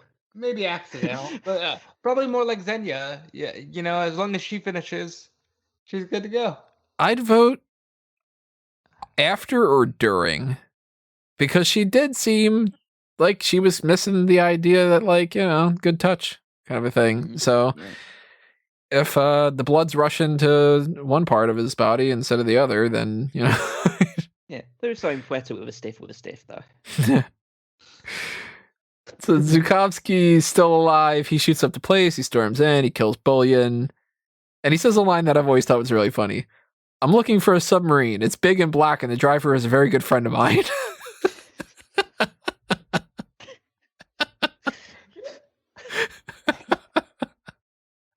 It just that, like when they were writing that line, I got to assume that they chuckled, and then they just never went back and did another take of a line, like, and nobody called them out on how weird that is. I love that line. It's just so weird. And he notices that Nikolai's hat's on there, so he's definitely dead. And Elektra shoots him. And what were you thinking at that point?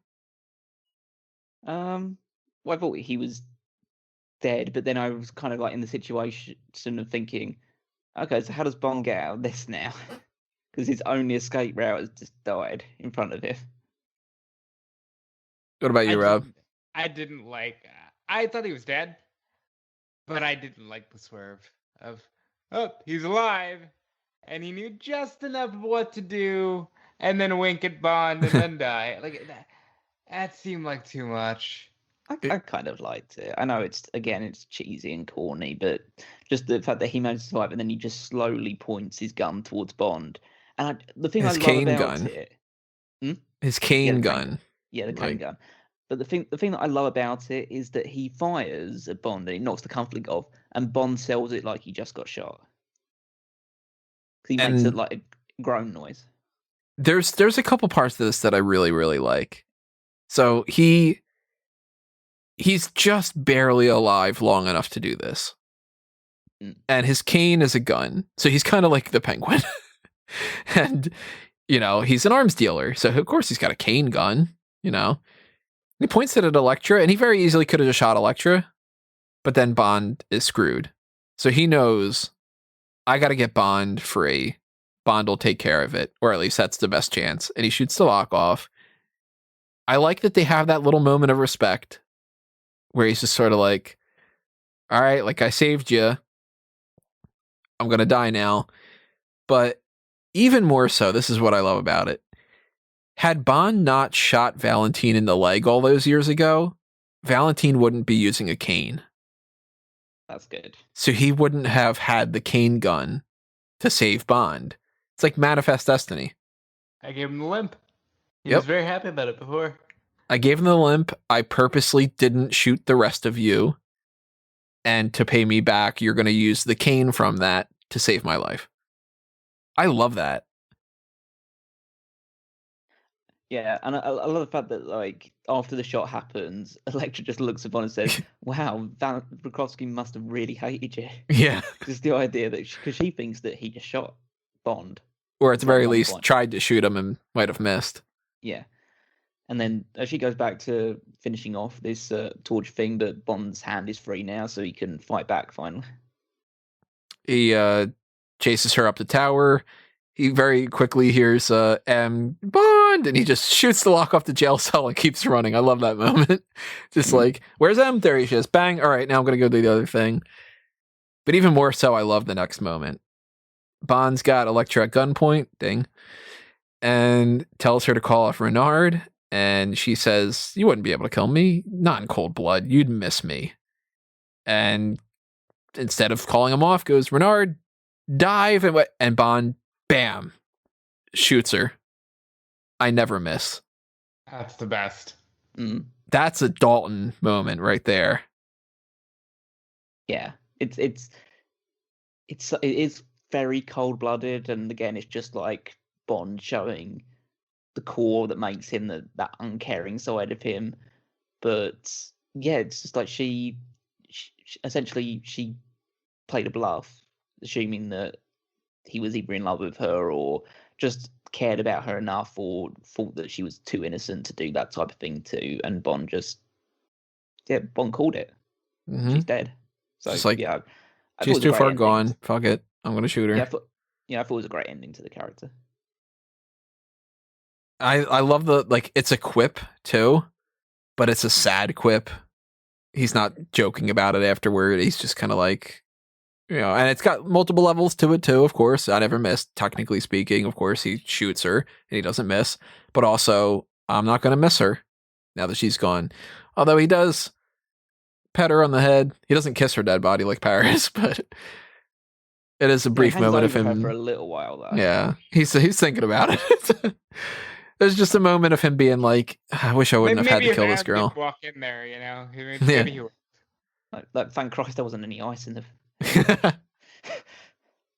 He's like, I take pleasure in him. But you know, he's upset that he just had to kill this girl because he's just like, oh, she was damaged and whatever. But you know, she's a fucking terrorist, so you got to shoot her. And yeah, and then he immediately has to transition to diving into the water from the top level, Assassin's Creed style. Yeah. And that's so cheeky that it popped me because I was just like, come on. Yeah, it's weird. He does like a triple loop D whatever, like that Rodney Dangerfield movie. Triple Lindy, I think is the name of the one. And I literally have almost no notes. I have 3 notes for the entire action sequence for the end. Yeah, my notes start to curtail a little bit here. Which is, we have to press the button or we'll drown bullshit. Christmas is entirely useless outside of people looking at her wet t-shirt. Oh, she hits the button. And that I like the one exchange of, you would commit suicide for her? You forget I'm already dead. Haven't you heard? So is she. I love that. It's like, yes. Yeah, that is a great line. But I was kind of wondering what Bond's idea was there. Because essentially he does that and Renard gets like superhuman strength and just forces him down. It's just like, okay, and I'm still gonna do this thing now because what's the fucking point of not doing it? I think it's mostly Bond just being a dick. Yeah.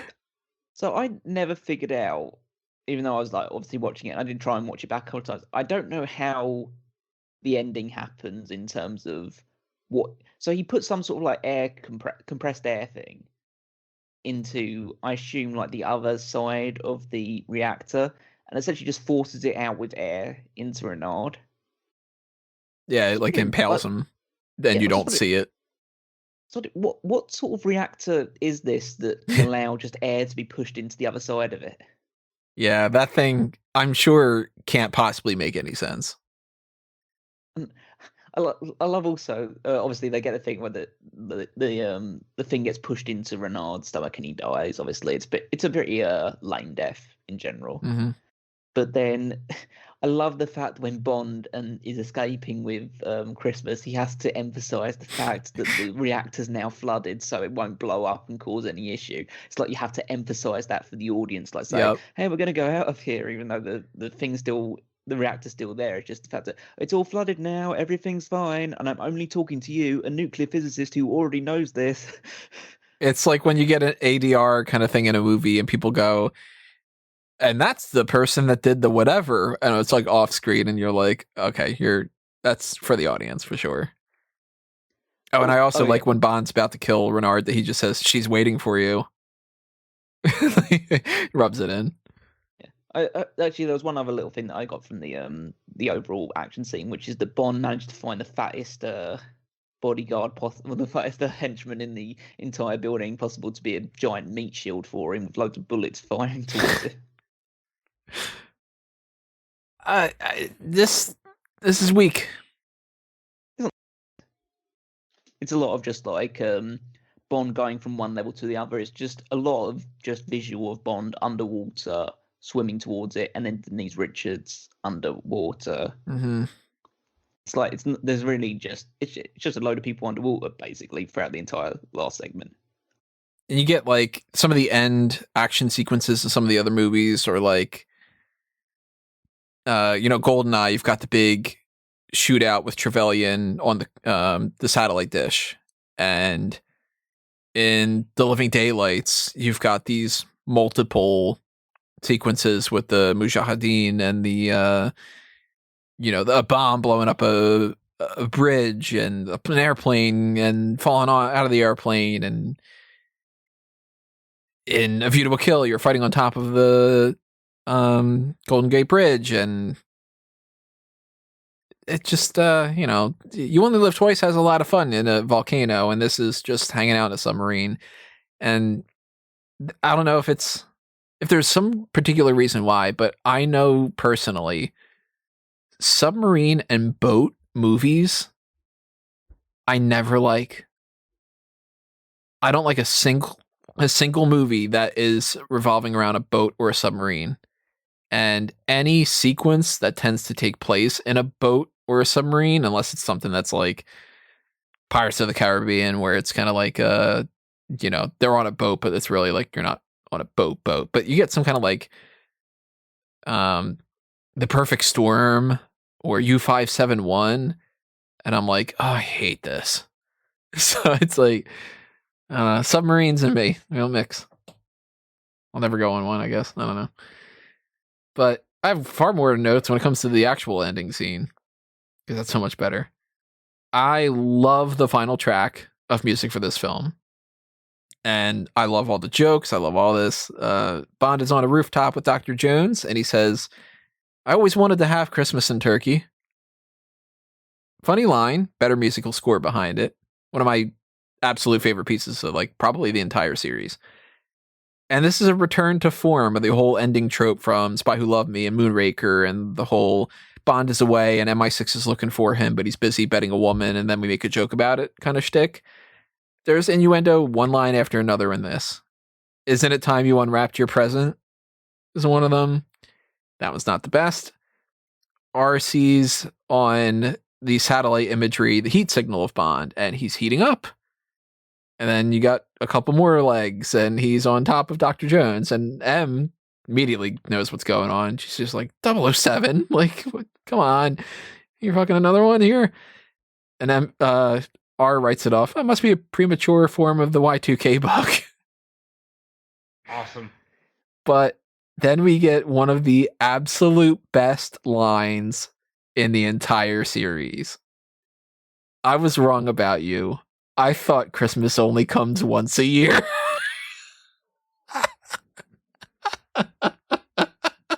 So, with that one single line, you get the reason why she was called Christmas in the first place. Because they thought of that one line and built the entire character around it. I mean, that's on par with, I think he's attempting re-entry, sir. That is so fucking good. I thought Christmas only comes once a year. And it's so good that these movies end with those things, too, because it's like, the last thing you get from the movie is like, this fucking orgasm joke. Oh, I love it so much. It's arguably my favorite part of the movie. Yeah, it's a great way. It's a good, like, just nice funny pop at the end of it. It's very, very Bond. So yeah, one of the best closing lines of the entire series. And then that's it. James Bond will return. Credits go back to the theme from the boat chase, and that's World's Not Enough. Great movie. Made better by this conversation to bring that full circle, because this conversation was a blast and this movie was great. I was not expecting to like it as much as I did. I thought after GoldenEye everything would kind of curtail. I've really enjoyed these last two, and it's clear to me that Brosnan's going to have the highest batting average as Bond. And yes, the Die Another Day is going to hurt that to some degree. That's going to make that average go down considerably. We'll see, but these first three were phenomenal. So let's bounce around. Oh, go ahead. As I said, I can't disagree with anything that Rob just said, really. Let's bounce around to our recap type of stuff. Humor and action. Thumbs up for both on my end. Probably the best for humor and action. Yeah, I'd say they're definitely both thumbs up. The gadgets. Got a lot. Detonator glasses. The Q boat. The money bomb with the lapel pin. It's not a Q branch gadget, but it's still a gadget. The torture chair, same kind of thing. bagpipe flamethrowers, X-ray specs, the jacket with the puffed out safety pod thing, the credit card lockpick, the grappling hook watch, the BMW. Thumbs up. Thumbs all the way up. On the girls' side of things, we got the Cigar Girl, we got Dr. Wormflash, we got Electra King, and we got Christmas Jones. And I go thumbs up on Electra, thumbs up on the looks of Cigar Girl, thumbs up enough on Dr. Wormflash, and thumbs down on Christmas. Wormflash is a terrible name. It just, like, the more you say it, the more I'm just like, ugh. Can't you just give them a normal fucking name? But thumbs all the way up on Electra. Thumbs up on the looks of Cigar Girl. Yes. I like Christmas. I don't know. She didn't offend me that much. And the Doctor had a very good scene, so thumbs up on her as well. Now, how she could cure that warm flash? It's nice. But She's the fire, nice thing. Yeah. Yeah. So Cigar Girl, she got some involvement in the opening sequence, so that was good enough, and she got an epic death in top of a hot air balloon. Warm flash character again. It was just short there, but like it was necessary. I was gonna say it was necessary, but it's like the idea that Bond does have a huge shoulder issue that's plaguing him pretty much throughout the movie, so like you need to have some reason why he's out there. So that was fine. Christmas, again, as far as like final Bond girls go, she's quite low down the pecking order, but again, I like Rob said, I wasn't super offended by her. I'm more like the positives are being driven by the character more than the actress, for me. Electra is my number 2 Bond girl of all time, so far. Outside of Moneypenny, of course. Outside of Moneypenny. Yeah, so, that's always the... Yeah. That's always the asterisk. I always try and like just leave the Moneypenny thing out of it because we all know where Moneypenny sits. Really, she's kind of outside of this. She's like an ethereal entity, pretty much. But Tracy's number 1, Electra's number 2. I put her ahead of Fiona. I think she basically was Fiona, just taken up to another level for me. Fiona as the main boss. Yeah. Yeah. I have her lower than that. I have her. I currently have Fiona, Dr. Goodhead, Kara, Xenia, and then Electra. And I haven't fully ranked the women, but when I do, she's going to be up there. This character was phenomenal. I did a full 180 where I was like, I don't like her. Like, when are we going to get to Christmas? Because I don't like her.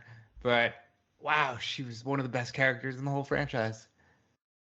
Now, on the pure... Go ahead. She made sense, is what I'm saying. Like, everything in this movie made sense, and sometimes in Bond movies, you don't get that.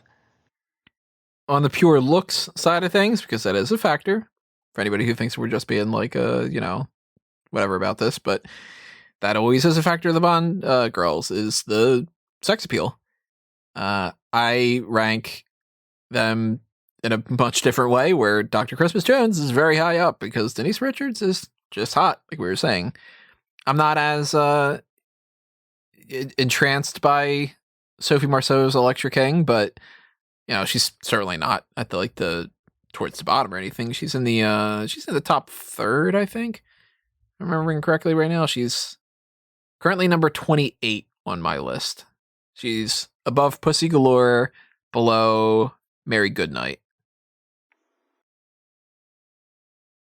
On the Wormflash side, I don't even remember where she is. She's much lower, of course, but and Cigar Girls, she's hot, so she's above actually Electra. But on just the pure attraction side of things, how do you rank the Bond girls? Out of these ones, I'd put Electra highest, I think. Especially towards the back end of the movie. Again, the ice stuff is weird. But then again, crazy chicks can be hot. So like, I'll go with that. I'm not, obviously I'd put Christmas under that. I'm not as enamored with Denise Richards even at this point. But yeah, and then Cigar Girl, and then Molly at the bottom. I would say Wormflash at the bottom, Cigar Girl, Denise Richards, and Elektra. Because it's weird, but she was very hot in several scenes throughout this movie. She's sexier. Christmas is hotter. That's the difference between the two, I think. On the music, I give it all thumbs up. Score, Only Myself to Blame, World's Not Enough. All thumbs up on my end. Yeah, thumbs up. I mean, we obviously don't get as deep with the music as you do, but I've never been offended by a score for these films. Yeah, I can't speak for the entire movie, so I'll give like a tentative thumbs up, but it's a thumbs down for the main theme for me. And on the allies, we have a lot. We got Moneypenny, M, Q, Tanner, Robinson, Sir Robert King, Molly Wormflash, 009 gets a mention. He doesn't really count, but you know. Thumbs King up. Count? King's not an ally. Kinda not. I mean, Victim. Did you put King as an out? Who did he help? I mean, he's like, yeah, I don't know. It's hard to kind of classify. I don't think I have him on the list. I think I only have. He's just a character. I would hope not. I mean, he is just a plot device. Yeah, so on my list, I only have, as another addition to these, I have R and Dr. Wormflash. Because we already had Moneypenny, M, Q, Tanner, Robinson, and 009 really doesn't count. Yeah, I mean, yeah, overall it's thumbs up for all of them. So yeah, and I said it last time, and they outdid it this time. Best scene for Bond and Moneypenny and M. I really enjoyed all of that with the cattiness of like, I bet Dr. Wormflash did enjoy it. You know, it's like, I just enjoy the way that these characters progress. And unfortunately, on the villains, you got a good one. Elektra's great. She's up there. Great. And yeah, but I think because of that, thumbs up for the villains, because the main ones were great. Well, one of the main ones is great. Arkhov is fun for a moment. Gabor is garbage. Davidov is okay, but like nobody fucking remembers Davidov except for somebody like me. You know? Bullion, he's kind of dumb. I don't really like him. Cigar Girl's just hot. And to be perfectly honest, I don't have Renard all that high up. I have him at my number 14 spot. He's above Orlov, but I actually kind of think I might put Orlov above Renard. Yeah, I think he sells you where he needs to, though. I think I probably have him the highest because I put him above Zoran. But I don't know. I thought it was very good for what the character needed to do. Yeah, you definitely have him at the highest. You have him at number 8. I've got him currently at 14, and he might go down to 15. And Callum's got Renard at 17. Yeah, he's just a bit one note, and he's completely overshadowed by Elektra. And I originally had him because I was just going down and just going down the list essentially, and just go Rosa, no. Clearly not Goldfinger. I was a big fan of Brad Whitaker, and then I just looked Camel Khan and Cole Strawberry. I originally had him above those two, but then I just thought I actually really liked both those two in certain ways, so I can't put him ahead of that. And then you get to Koskov and Orlov, and I just go, yeah, they're just stereotypical Russian stuff really. So I wasn't really that interested in those ones. So I wouldn't say it was like he was terrible. It's just he's a bit one note and flat and overshadowed by the other villain. So here's a debate about this movie that I think this is the time to bring it up. Is Renard the main henchman? Yes. Or is he an equal part main villain? Because like in From Russia with Love, you've got Rosa Klebb, Blofeld, Red Grant, Kronstein, Morzany, and I think that's it. I'm blanking on if there's anybody else. And it's like, all right, Morzeny, he's a henchman pretty low on the list as far as like importance. Kronstein, he's a henchman. He's nowhere near as big as Rosa Klebb. Red Grant, definitely henchman. But you got Rosa and you got Blofeld. And Rosa and Blofeld are both the main villain of that. So then it becomes, well, is it Renard and Elektra? Is it just Elektra? And if it's not both of them, then Renard by default becomes the main henchman. And then, okay, he's a pretty good henchman. I No, like he's- the. Oh, go ahead, Callum. No, he's the main villain. Because without him, there's no Elektra. You could argue without M, there's no Elektra. So is M the villain? Well, you got like Koskov and Whitaker share main villain status, basically. So I always look at it as Elektra and Renard share main villain status.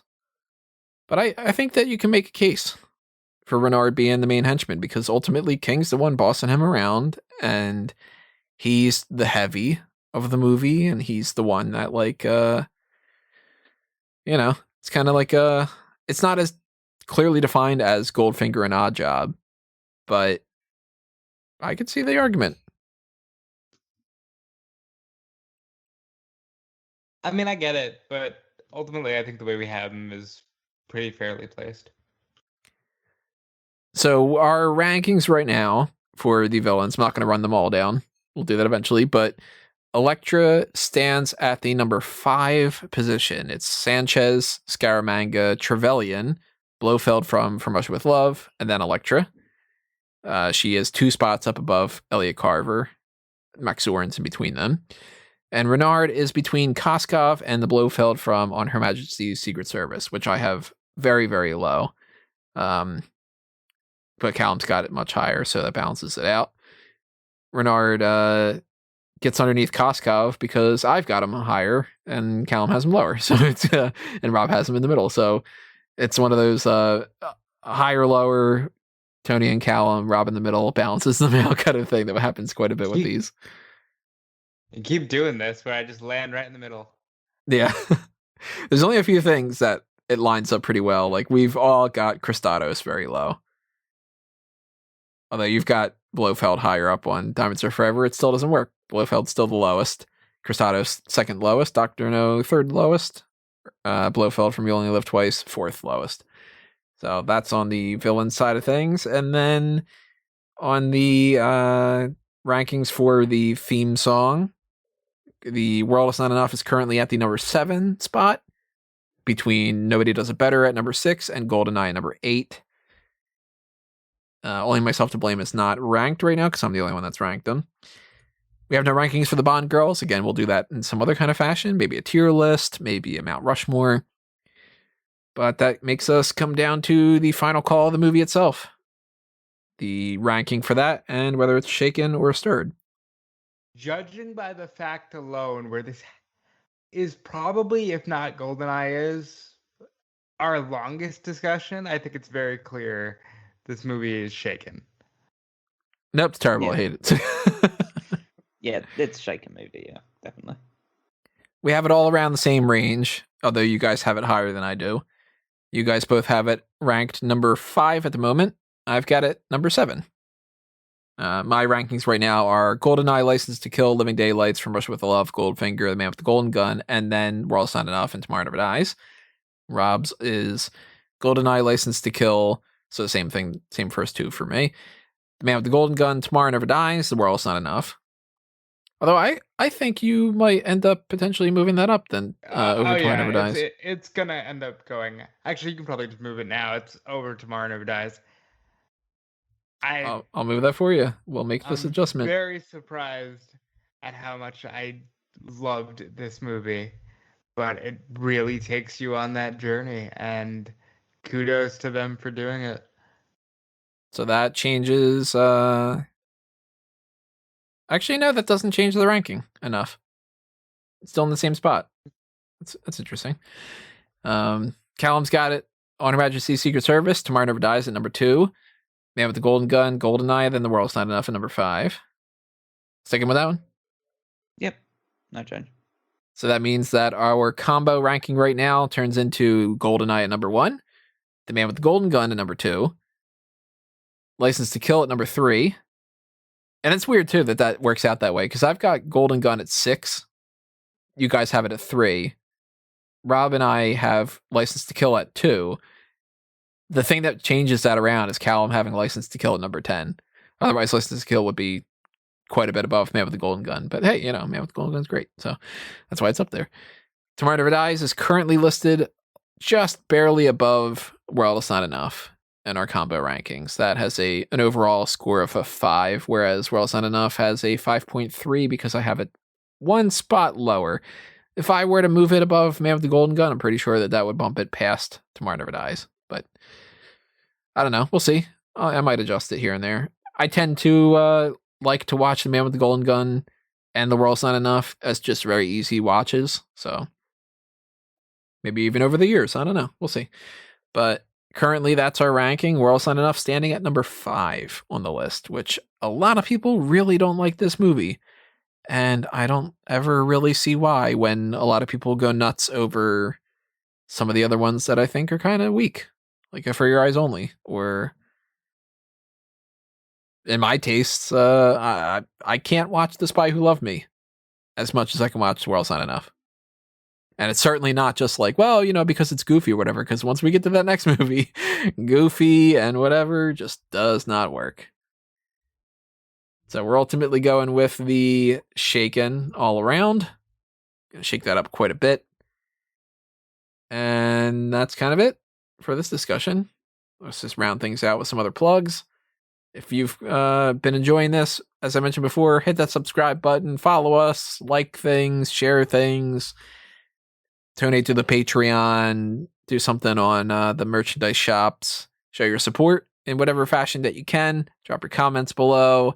Check out the other things that are on the Fanboys Anonymous channel. We are recording this on the 10th of May, so this isn't going up until the 28th of May, or actually, no, it's probably the 4th of June. So in the meantime, we'll have some other stuff probably. At the very least, I know we'll have at least one movie review or something, but, keep this ball rolling. Check out smartcatmoment.com if you're into the pro wrestling side of things, and do all the same things over there. Follow, like, subscribe, share, blah, blah, blah, blah, all that stuff. Patreon for that. Follow me at Tony Mango.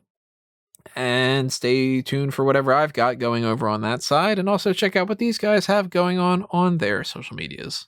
Callum? Yeah. Rob? Go ahead. Either one? I'll just take it. Barry the Elephant?